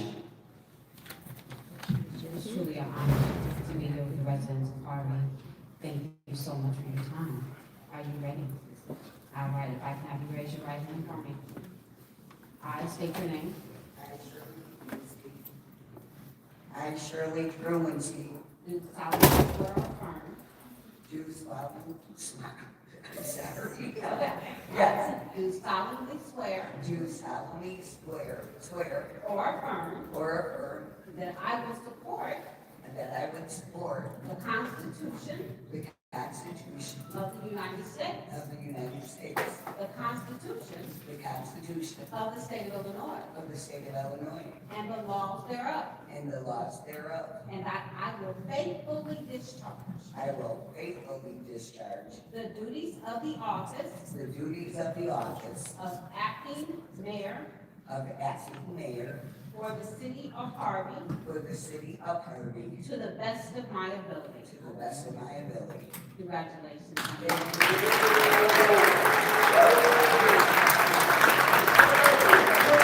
Thank you very much.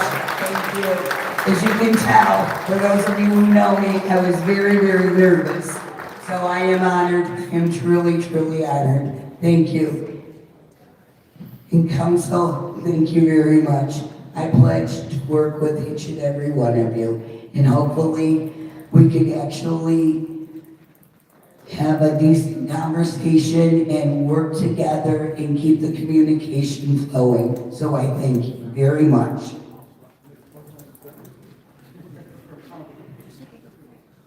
Okay, the next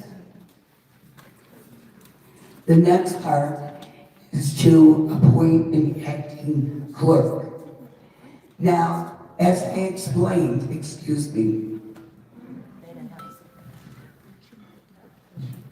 as I explained that in the last meeting, that we were going to ask the aldermen to have a representative of their ward and do the interviewing process. And we did that. And those of you who participated, I thank you very much. The residents met for 2 days straight, interviewing all the candidates. I still have that laryngitis. Then what happened, we took 2 aldermen, 2 senior aldermen. That was Alderman Tracy Keys and Alderman Tyrone Rogers. They went through all the applicants and picked out 2 interviewees. And there was a tie. So what happened was, I went back to the residents' applications, that their interview process, and I calculated the votes. And the one that won 6-4 votes was Miss Janet Rogers. Miss Janet Rogers, would you please stand and approach? We need a motion to appoint, to confirm my appointment for Janet Rogers as our city clerk. Thank you. Motion to appoint Janet Rogers as city clerk. Right. That is Bobby's wife. That's his wife? It's the alderman's Yes. wife. The alderman's wife. It's not appropriate or legal or ethical. It's the chicken on the plate. Yes. There is motion, is there a second? Second, we have a motion and we have a second. So, Madam Clerk, could you please call? Is there a discussion? Excuse me, do we have a discussion among the? Yes. Thank you. Yep. Madam, Alderperson Chet, please. Thank you. I just want to be clear, while I truly appreciate that we had a special advisory committee, you took note from all the alderpersons in order to push out a process that was community involved. My issue with this particular process is I don't know if we did it with true fidelity or true procedural thought process. Tonight we are, and if you recall at our last council meeting on February the 9th, we had 2 nominations for the acting mayor. tonight, we're only having one nomination be put before us. And just from a procedural standpoint, this has nothing to do with a personal standpoint, again, procedurally, we should have had both candidates that were in the top two, as you know, we discussed this, Madam Mayor Jerwinski. But that is a major concern. We're constantly having an oversight over procedure. This has nothing to do with personal. This has everything to do with procedure. Things can be legal, but be highly unethical. And so in order for us to move forward in a new trajectory, we must do everything out front, done in the face of the public, just like we should have the other candidate that should be here before us that was also the second runner-up, similar to what we showed you all as residents on Monday, February the 26th. Pardon me, the 9th. That's all I have to say, thank you. Thank you. Is there any other discussion?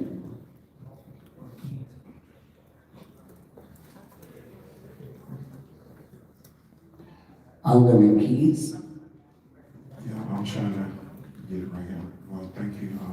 So do I call you pro temp or do I call you, what do I call you right now? Acting Mayor. Madam? Thank you. Can I call you Shirley like we always do? I would love for you to call me Shirley. That's one of the, few of the things that we have in common. We prefer to be who our name is. Call me Tracy, call me Shirley. I want to be called Alderman when I heard it. Oh, man, I messed it up again. Well, I'm known to do that, so at least I got y'all attention. But I just want to really basically say, it's not so much of a debate, the procedures of how everything went along and everything is just really moving so fast. I don't want to rush things. I do want to say that all candidates that interviewed for the position were extremely great. It wasn't no easy decision, and I'm being as fair as possible, so I just want to make the best decision as possible. Thank you. Thank you. That's my debate on being fair. Okay, thank you.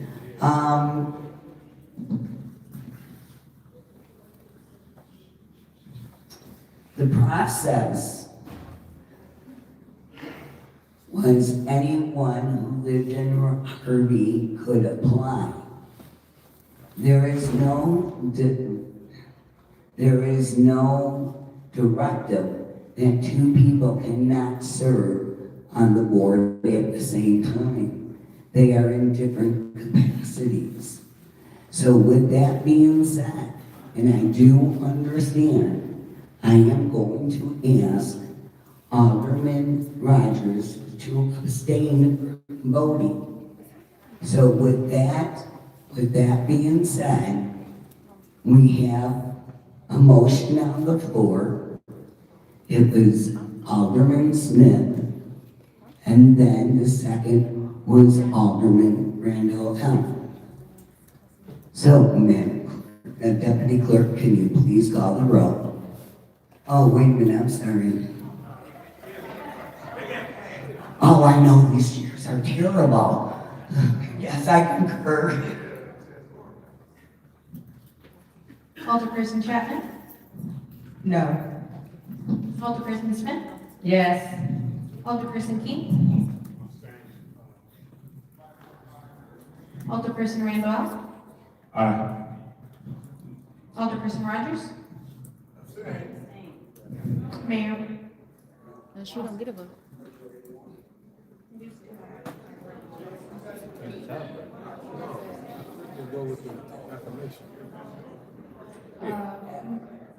Acting Mayor.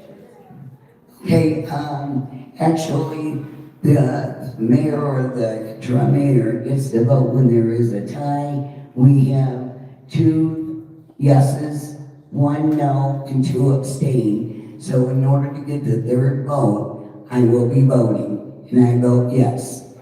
Thank you.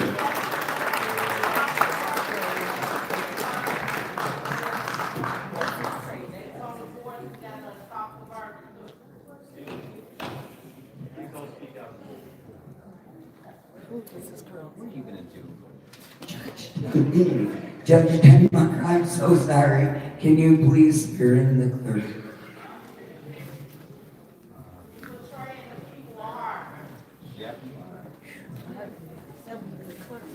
Can you raise your right hand for me?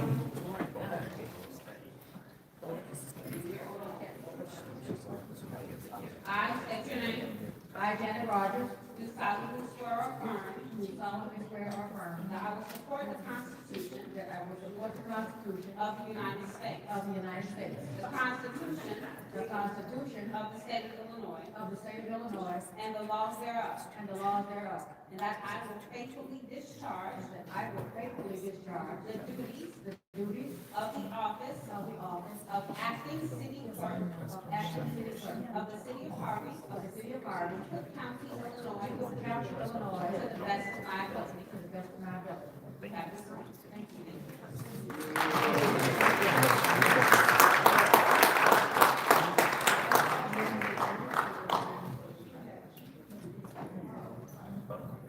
Okay, thank you. Clerk, would you please have your seat? Okay. Okay, she's gonna finish her job. Thank you. Okay, we're gonna start with public comment.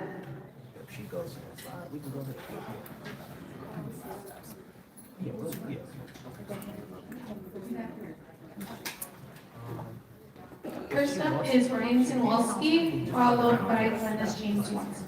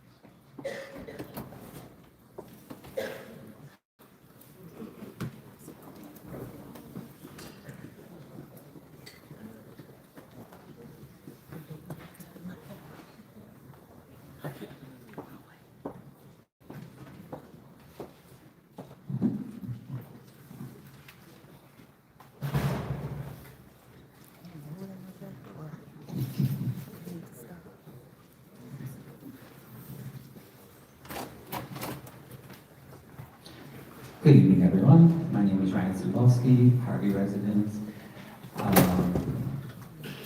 Gosh, where to start tonight? I noticed a lot of things were voted on this evening, City Council, but one thing that was not voted on was opening the books for the city. That means you should be posting all the receipts, all the statements, all the invoices involving our money and our resources, because it's public. Remember, this is not a private company. This is not your private company. You are here as our representatives. You are taking care of our resources. That includes land, money, all resources are all public. We need an immediate audit of city employees. We should be rehiring our essential workers. Recently, it took almost 12 minutes for firefighters to respond to the fire on Sibley because station number 2 was closed because we don't have enough. We have 3 to 4 firefighters on shift for a city of 6 square miles, which is not acceptable. There's also an animal left for dead on Sibley earlier this week because we don't have any animal control. What we do have is we have a whole bunch of people up here who are paid. They get paid $44,000 some a year, the aldermen, plus $25,000 a year in their expense accounts. We also have Mr. Moses Simpson, we have Ms. Korea Davis, who are making big bucks with your taxpayer dollars. They get city cars to take home, but we don't even have police or fire to cover our basic needs. So it doesn't seem like there's no money. It seems like you're paying the bills somehow. How are they being paid? Where's all that towing money go? When you tow our cars for doing nothing and people pay $1,000 to $2,000 at a pop, where does that cash money go? The settlement money for the businesses, you're asking them to pay $2,500 a month. Where does that money go? Why does Shirley have a city car that we pay for? Why did she take 2 patrol officers off the street when they could be protecting us? We have 3 to 4 officers per shift, tops, for our whole city. So, criminals just come on over. I mean, is this like an open invite? This is crazy. The Homewood mayor drives his own little car around. I've talked to him plenty of times. Why can't the mayor of Harvey do the same thing? If you really cared about residents and workers, you would open the books. We don't know that we're in a financial crisis. We could have a surplus for all we know. There's a lot of money being paid out. Every month there's a lot of bills being paid. How are you deciding which bills to pay and which not to? Did you notice how they always vote on paying money, getting money with grants, or land. It's always about money 30 or seconds. land. But we never vote on opening the books and rehiring our essential employees. So, I mean, this is not acceptable here. And like I said, don't tell us, don't lie to our faces and say you care about the city and you care about that we don't even have proper staffing levels when we don't know where any of the money's going at all. We can't believe anything you say. I want to see it on paper. And so do these hardworking residents. Next up is Glennis James Watson, followed by Alicia Nicole.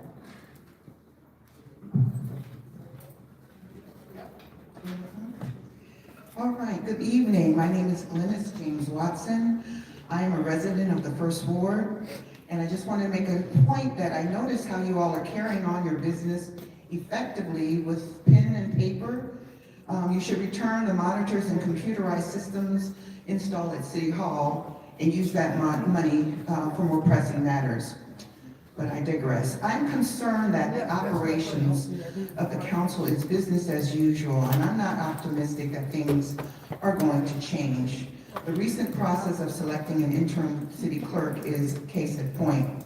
There is a great essay written, and here's the link to it. A great essay written by someone with firsthand knowledge of how the process unfolded. As a resident, I have my own questions. Why did the process of to appoint an interim clerk happen in roughly the span of 48 hours? Why wasn't the selection of the Special Action Committee, why did it not follow these as stated at the last city council meeting? In fact, I submitted an email to my alderperson, got no response, followed up with a phone call, but the city phone number doesn't have voicemail. How convenient. The former clerk that resigned effectively as of 1/1/26, January 1st, 26. So how was it possible that the former clerk was part of the committee and part of the selection process? How was that impartial? And Alderman Keys, as we just know, Alderman Key and Alderman Rogers sat on the Special Action Committee as the alderpersons, but Alderman Rogers' wife was the candidate for the interim clerk position, and he recused himself, but that's still nepotism, favoritism, and certainly not impartial. And I was just wondering, was the city's HR professional consulted for best practices in handling such a situation as this? Or was the legal counsel consulted on how to conduct this process for selecting an interim clerk? So that if any of the candidates who were not selected feel the process was not fair or equitable, and then they decide to sue the city, now there's yet another lawsuit that could have been avoided if only the proper procedures were in place. You guys aren't giving us reasons to have confidence in you. As stated, processes, transparency, and clear communication from the council to the resident are vital at this point. Give us a reason to have confidence in you.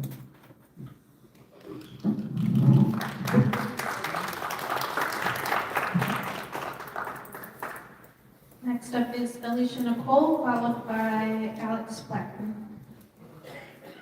Hello, good evening, everyone. I'm here as a 6th Ward Harvey resident. Well, first let me congratulate the new mayor, acting mayor, Shirley Drewinski. Congratulations to the new clerk, Janice Rogers. Congratulations, and I'm glad to see the city is attempting to try to move forward.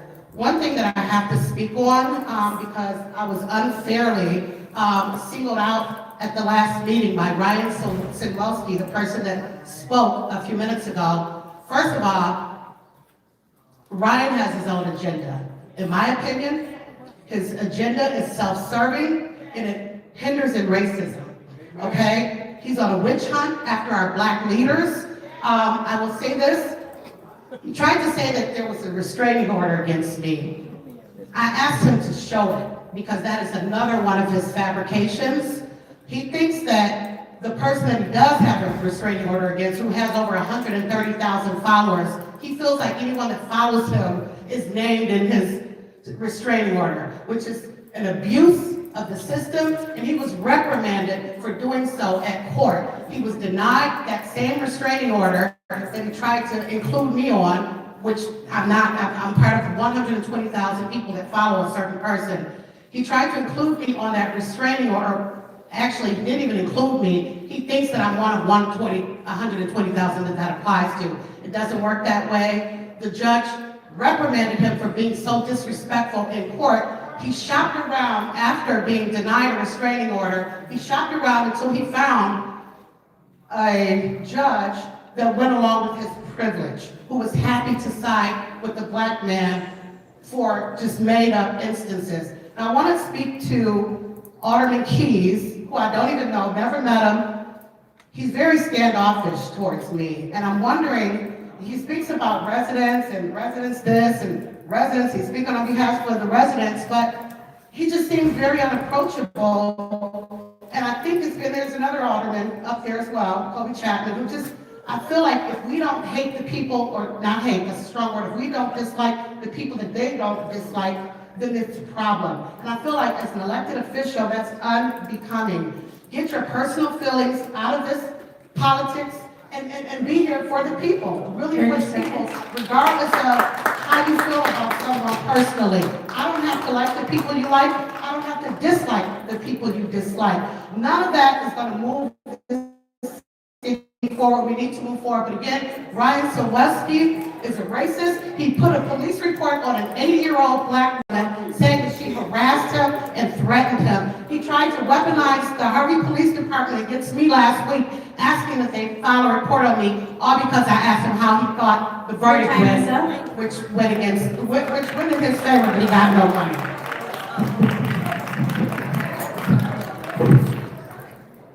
Next up is Alex Blackman, followed by Joseph Whittington.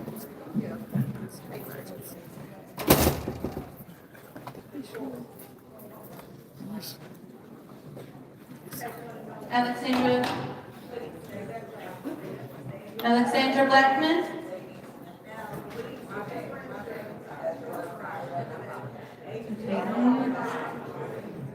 All right, please, we are in this meeting. Everyone take a deep breath.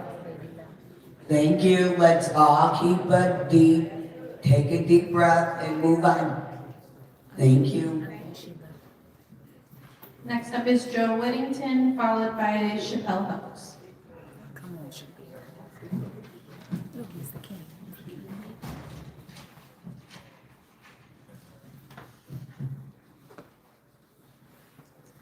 Good evening, everybody.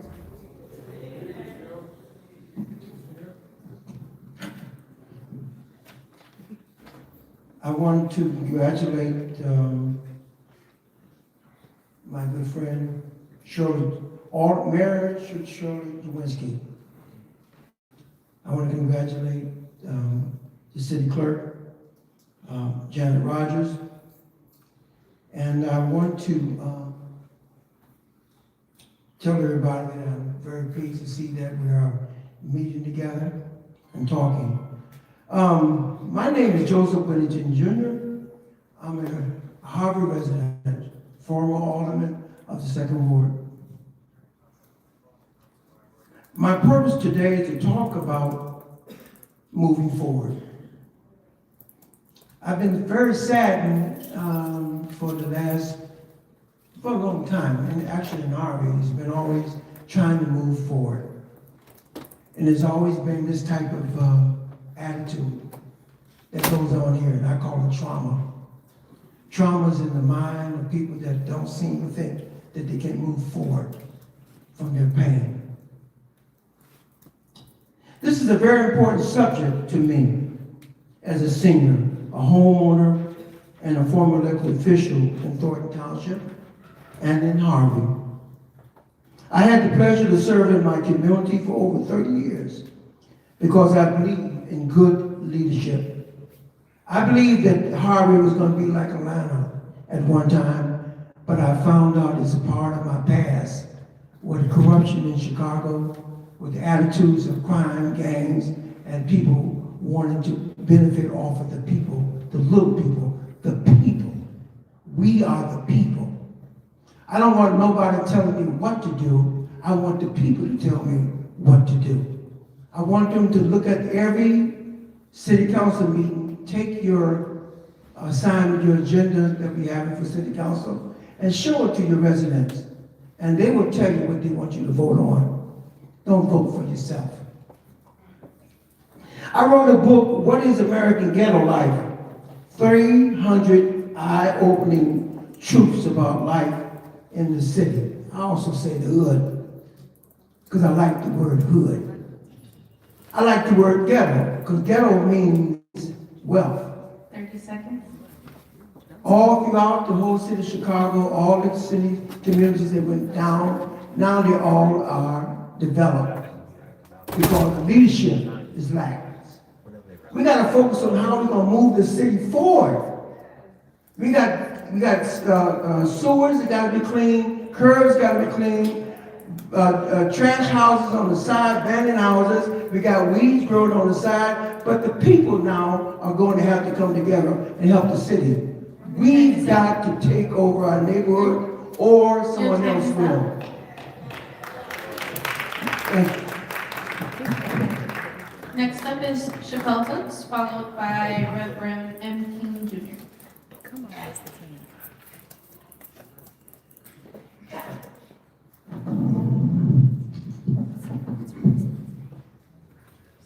Good evening, Harvey.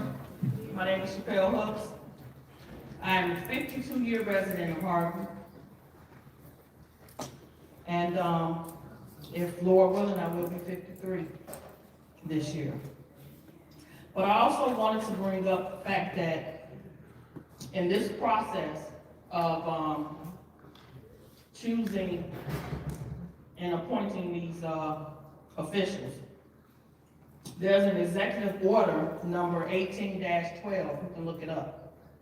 And it talks about the executive order to eliminate nepotism in the state government hiring. And being that there's familial relationships here, they should have recused themselves.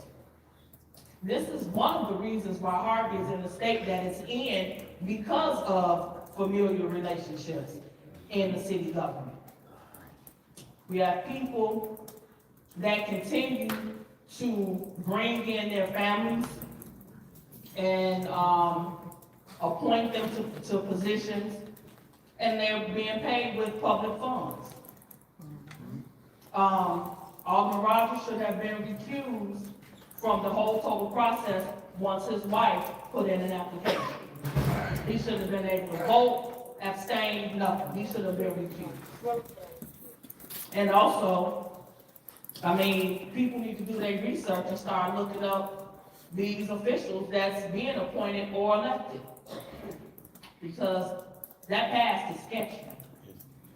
I wouldn't want somebody to be in control of my records and that they have the past that they have.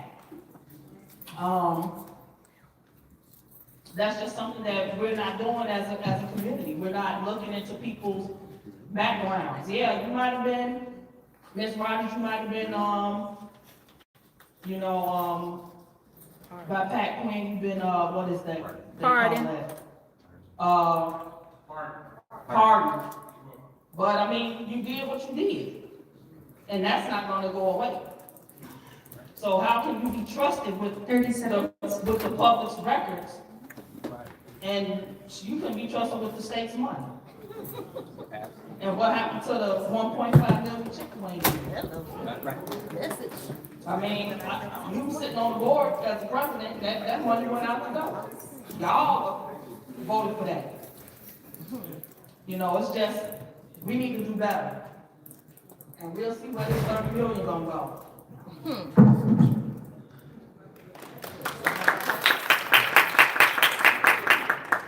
Next up is Reverend M. King Jr., followed by Melissa Crawley. Reverend M. King Jr., 216 Pineapple Ave, Harvey, Illinois, for many, many years. I just want to say, there's a time right now for our city to come together. Whatever we like or don't like, we've got 2 years to make a decision on that. And then I'm gonna do all I can in the city of Harvey to make it work. Everything I can. And I want us to stop shading the different alderpersons. Stop shading them. Let them do their job. If they have a question, let them have the question. Whatever it is. And I like to see some teamwork. I don't like to see the 4 and 2 and things like that. I want people to think for themselves and to act for themselves. Look, this city is in big trouble. Financially, socially, economically, and we're an embarrassment to the south suburbs at half the time. So let's come together and let people know that a majority, a Negro community in this February month can work together and do something that's good for the community. Because Lord knows I'm going to do it. I'm definitely going to do it. I'm going to make this city work. I'm going to make this city work. And I'm going to say something. No shade on any alderpersons. We haven't had one meeting from the alderpersons since there's been an election in the 6th ward. But I'm going to have meetings. We're going to come together. We're going to make this work, and I guarantee you nothing bad's going to happen. And I'm glad to see Rosa here because Rosa went through a whole lot. She's went through a whole lot, and I think you should give her a hand. Give Rosa a hand. She did all she could for this city. She drops off candy and hearts and all that kind of things. So I thank you, Harvey, and I thank you very much. Well, let's, like I say again, let's work together. So let's let the whole nation know that the city of Harvey is not something that just sits on the side. We're not a side dish. We're the main menu.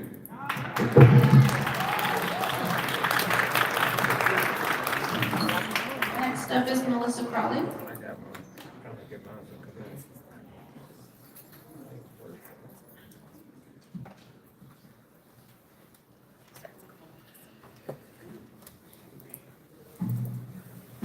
Hi, my name is Melissa Crowley, and I'm from the 2nd Ward.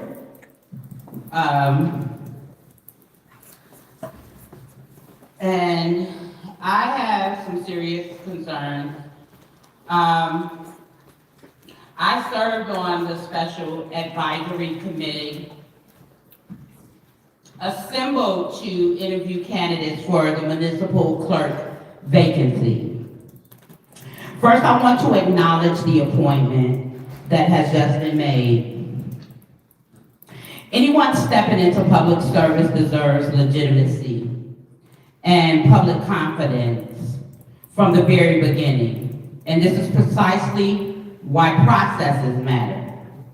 Tonight, I am speaking in terms of Illinois law, not rumor, not emotion, not speculation, not targeting anyone, just simply the law.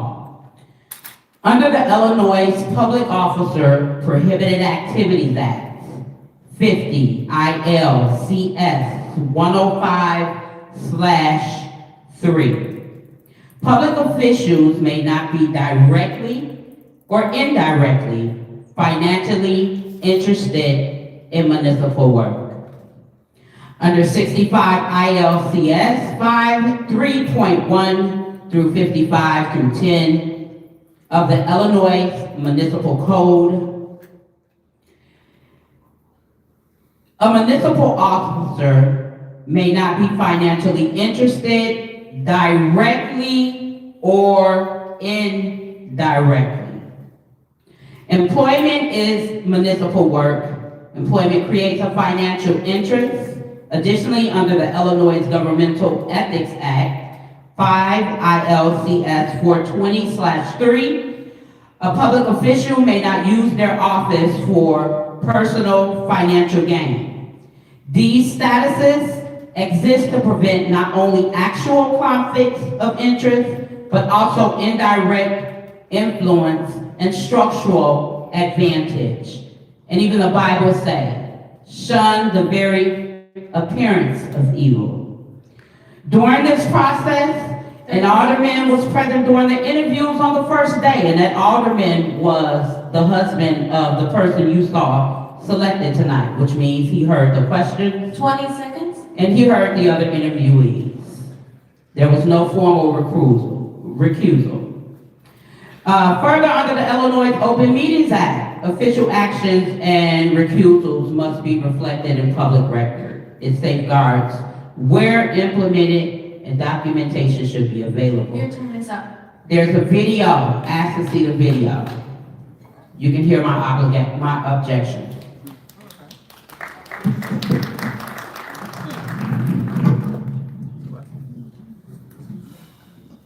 Okay. We're on to aldermanic comments. Alderperson Randall, would you care to go first? Thank you. You are.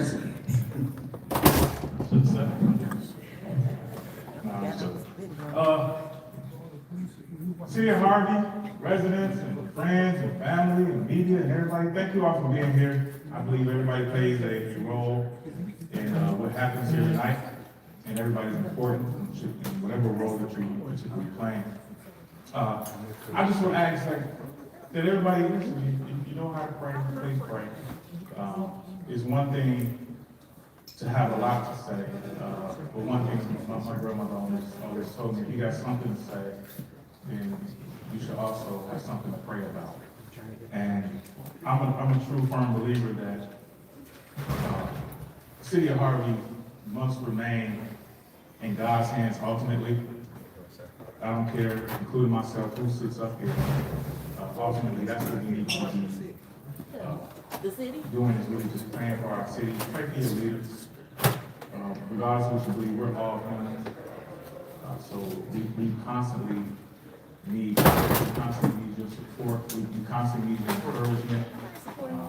And that's what I believe will also go into a key role in allowing the city of Harvey to move forward. It'll be each and every person doing their role.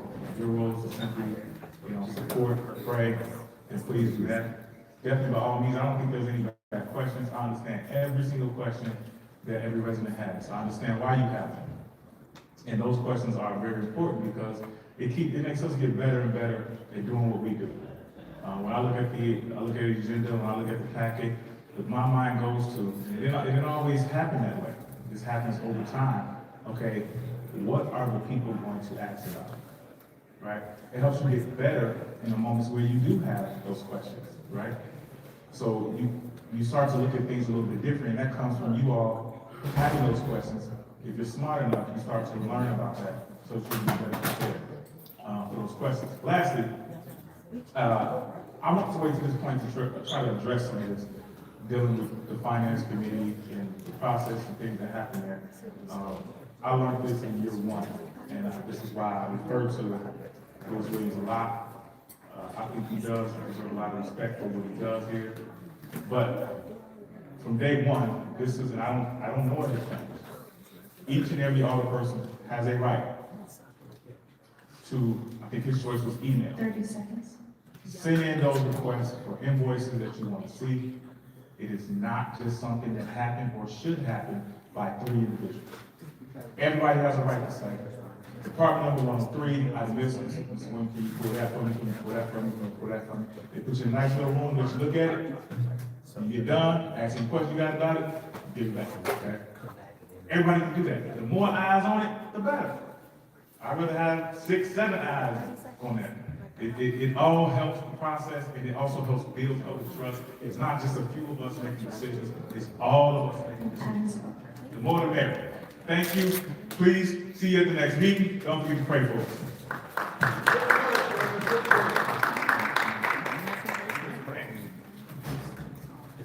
Alderperson Smith. Good evening, everyone. I want to thank everyone for coming out tonight, as we all need to see for ourselves what's going on in your city. Don't listen to what everybody says. Let that be your judgment, not what other people tell you the stories. I want to thank the resident that did come out and speak about us having our own respect for each other as far as what their beliefs and what they think we should be right or should. If I don't like what you say, you shouldn't like what I say. Everyone should be jumped on, tagged on if I have belief in something. Because judgment, God says, whoever not seen cast the first stone. We all have a past. Everybody got something that they did in their past they're not proud of or ashamed of or wouldn't want nobody to know. So to drag out somebody else's laundry, be careful, they can come back out on you as well. Now, our mayor is not here anymore. So who are we gonna blame now?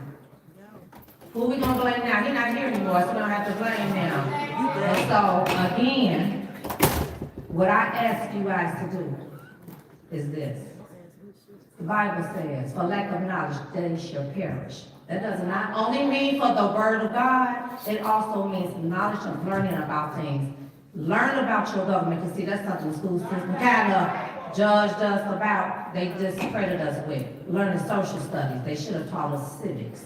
So we'll understand how government works, how bills are paid, how government even works, why we have this, why we have that. That's something we all been explaining for the past 3 years.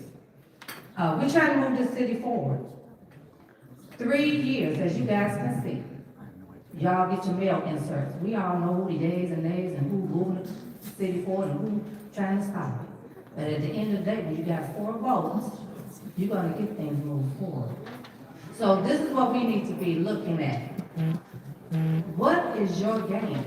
What are you taking a gain out of this? What are you? Is it for the people or is it for self? Because that's what a lot of it is. Transparency, accountability, I've heard that a whole lot of times, but we're not transparent about a lot of things. And we're not even transparent about some of these receipts around here. I need to see receipts on what people are doing with they expense checks around here. Because some things you're not supposed to spend on, but you spend it on. So while we talking about us doing and cheating and doing all that, we need to make sure their receipts is aligned up with the government, with accounting laws as well. So that's all I'm saying. So again, you don't have to like me. I'm gonna say what I want, because I believe in what I believe in too. And I love the city of Harvey, just like our mayor did. Our mayor died trying to pick this city up the way it was, and no matter how people got up here and attacked him, I want you all to know, he's not here to take us over to the cross to the other line, but it's gonna be up to y'all responsibility to stand up, keep your eyes open, and don't fall for the okie doke, okay? Y'all have a great night. Thank you. That's what I was gonna say. President Chapman.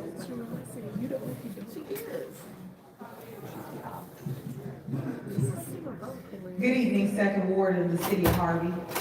I want to first start off with congratulations to Acting Mayor Shirley Drewinski, as well as to Janet Rogers on Acting Clerk. This is a pivotal moment for our city, and transitional moments require steady leadership, collaboration, and a renewed commitment to doing things the right way. I also want to ground this moment in the legacy of the late Reverend Jesse Jackson Sr. Reverend Jackson reminded generations of one core truth: I am somebody. That message wasn't just about self-esteem, it was about dignity, visibility, treated as worthy of respect in every room where decisions are made. And as we move through City Council, that message should guide how we govern. Because we are somebody means our residents are somebody. And they deserve a government that is clear, consistent, and accountable. It means we don't rush past process. We don't skip steps. We don't leave people confused about decisions are being made or why they're being made. At our last city council meeting, this council voted unanimously across the board. I want to acknowledge that because unity matters. It sends a message to the residents that we can come together when clarity is provided and when the process is understood. However, I want to be transparent about my understanding at that time of the vote. I was under the impression that moving forward unanimously meant we should also take a deliberate and disciplined approach to our spending, particularly separating essential obligations from discretionary purchases, like I gave an example, B&F Construction Code at $60,000 per month, $300,000 annually, and ensuring stronger financial oversight. My expectation was that that unity would translate into structure, clear definitions of essential versus non-essential spending, Finance Committee, regular financial reporting before dollars leave the city, Finance Committee, a pause on all discretionary expenditures until review. I'll also have you know, residents of the great Second Ward and City of Harvey, today, across my 3 years serving as Alderwoman, I've never received a a reimbursement. I'm the only older person that has yet to ever receive a reimbursement. Please make that for the record as we go and fine tune things. Yet I did submit an expense report that was approved by Ford on this council that was not approved by 30 seconds. myself and the Ford Alderman, for the record. This is why I continue to advocate placing non-essential spending on hold. That's what we need to do, a moratorium on all expenses. We can't spend money that we don't have. We're simply putting the cart before the horse. All I can assure you to, please continue to be adamant and about being involved in the process. Continue to ask the necessary questions until we get the necessary answers. Oversight is necessary. I invite everyone out Wednesday, March 18th, 6 p.m. to 8 p.m. for our second Ward of the City of Harvey meeting. And thank you for the additional time. Thank you. Councilman Keys.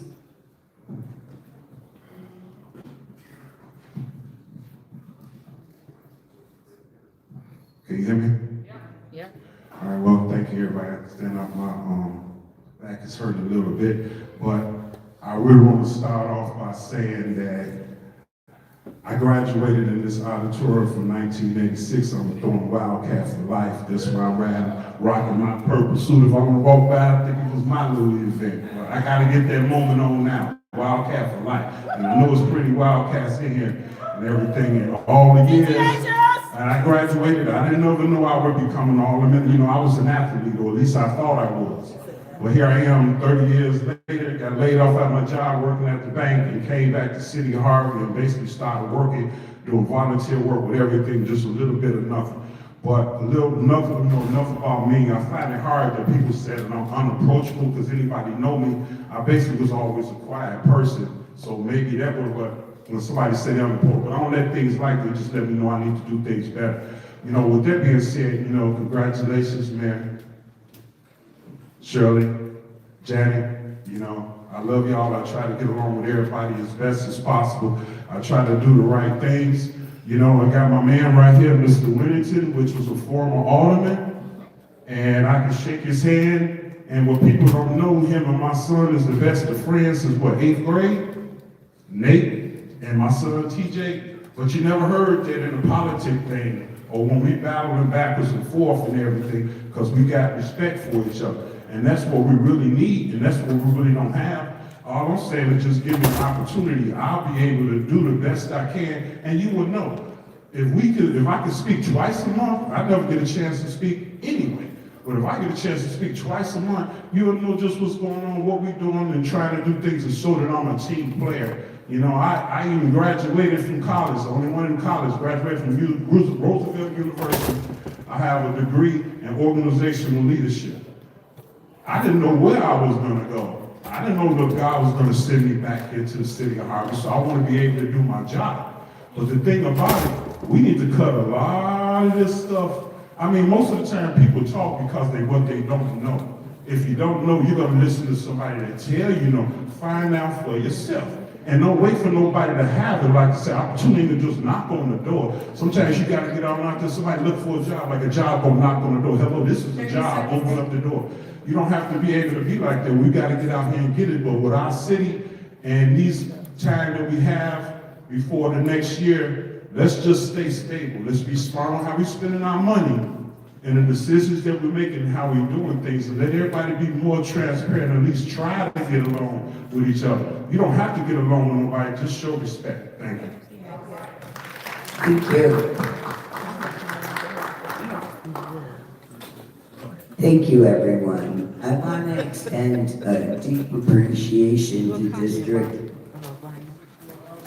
Oh, I am so sorry. This is so hard to see. Yes. Yes.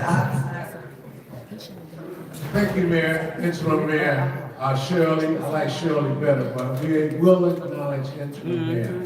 First of all, I'd just like to say that we should never, ever take footsteps for granted. 3 months ago, I didn't have a footstep. Today, I have an abundance of footsteps, and I give God the glory. I'd like to acknowledge some special people here. Former Alderman Keith Price, who's a great friend of mine.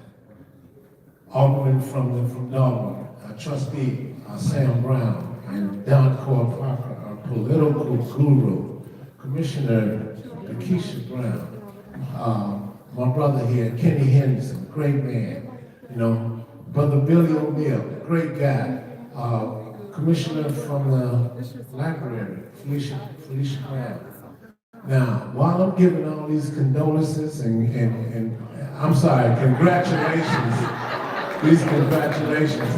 Let me start, let me go into the process just a minute.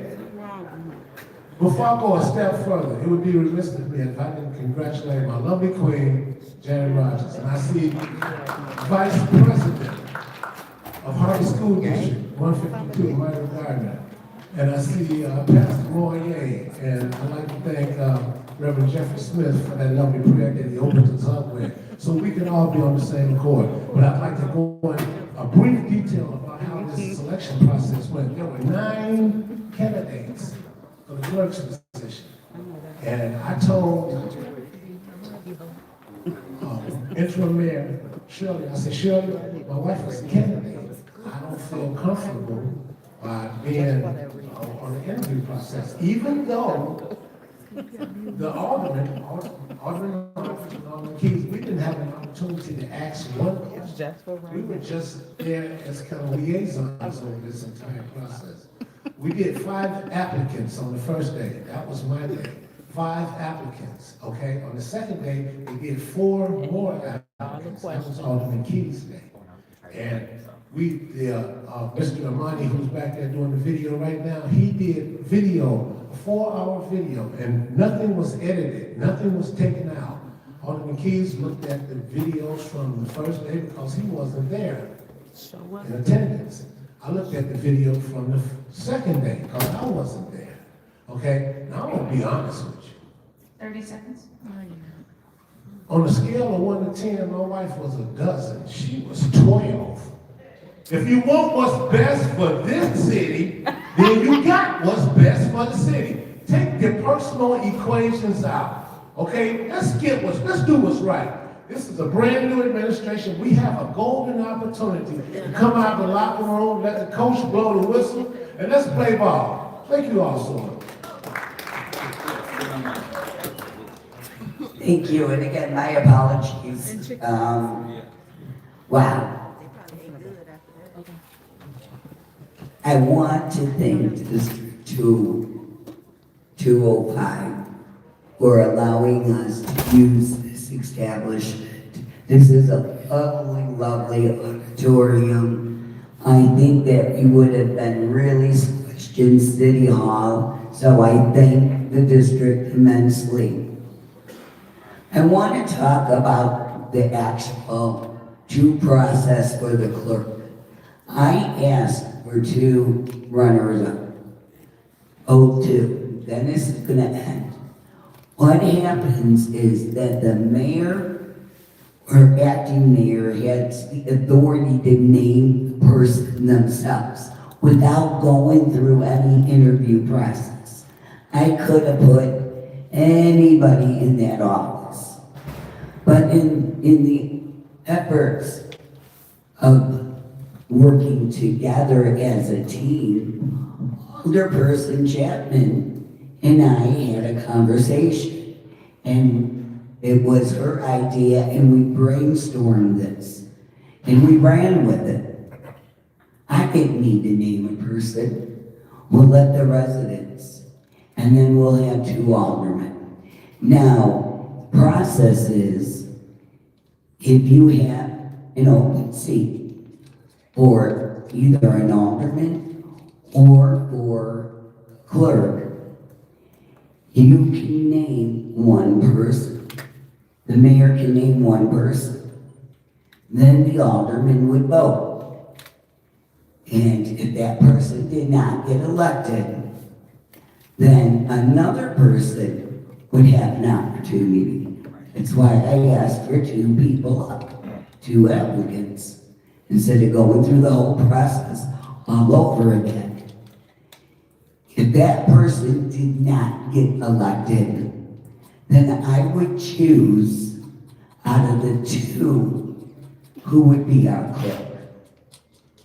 And that was the purpose of having two people. Bottom line, we had to have this position filled. And we as a team collectively came up with this point for a few days. And I thank the people who volunteered their time because they did a wonderful job. So that was the process with the clerk. And I want to say to my colleagues sitting up here, we are a team. I didn't wake up and say that I wanted to be mayor. 16 years ago, people asked me, would I run for mayor? That was not my goal. That was not my goal. But sometimes God has different plans. And I'm fulfilling an agreement that we made in 2023 about Mayor Pro Tem as a senior alderman. So I thank each and every one of the council members for their confidence in their vote and their confidence in me during this very difficult time. So I'm going to ask, and I'm going to echo the sentiments of Alderperson Randall. Please think positive thoughts of our city and keep us all in your prayers. God bless. Good night. A motion to adjourn. It's going to be a learning process. We'll all learn together. Thank you. All in favor, say aye. Aye.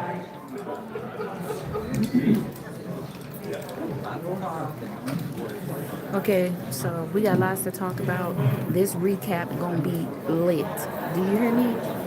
Lit. Because as I've been saying to you guys over and over again, they are skirting the line of what is legal and unethical. That is the whole entire goal, to skirt the line.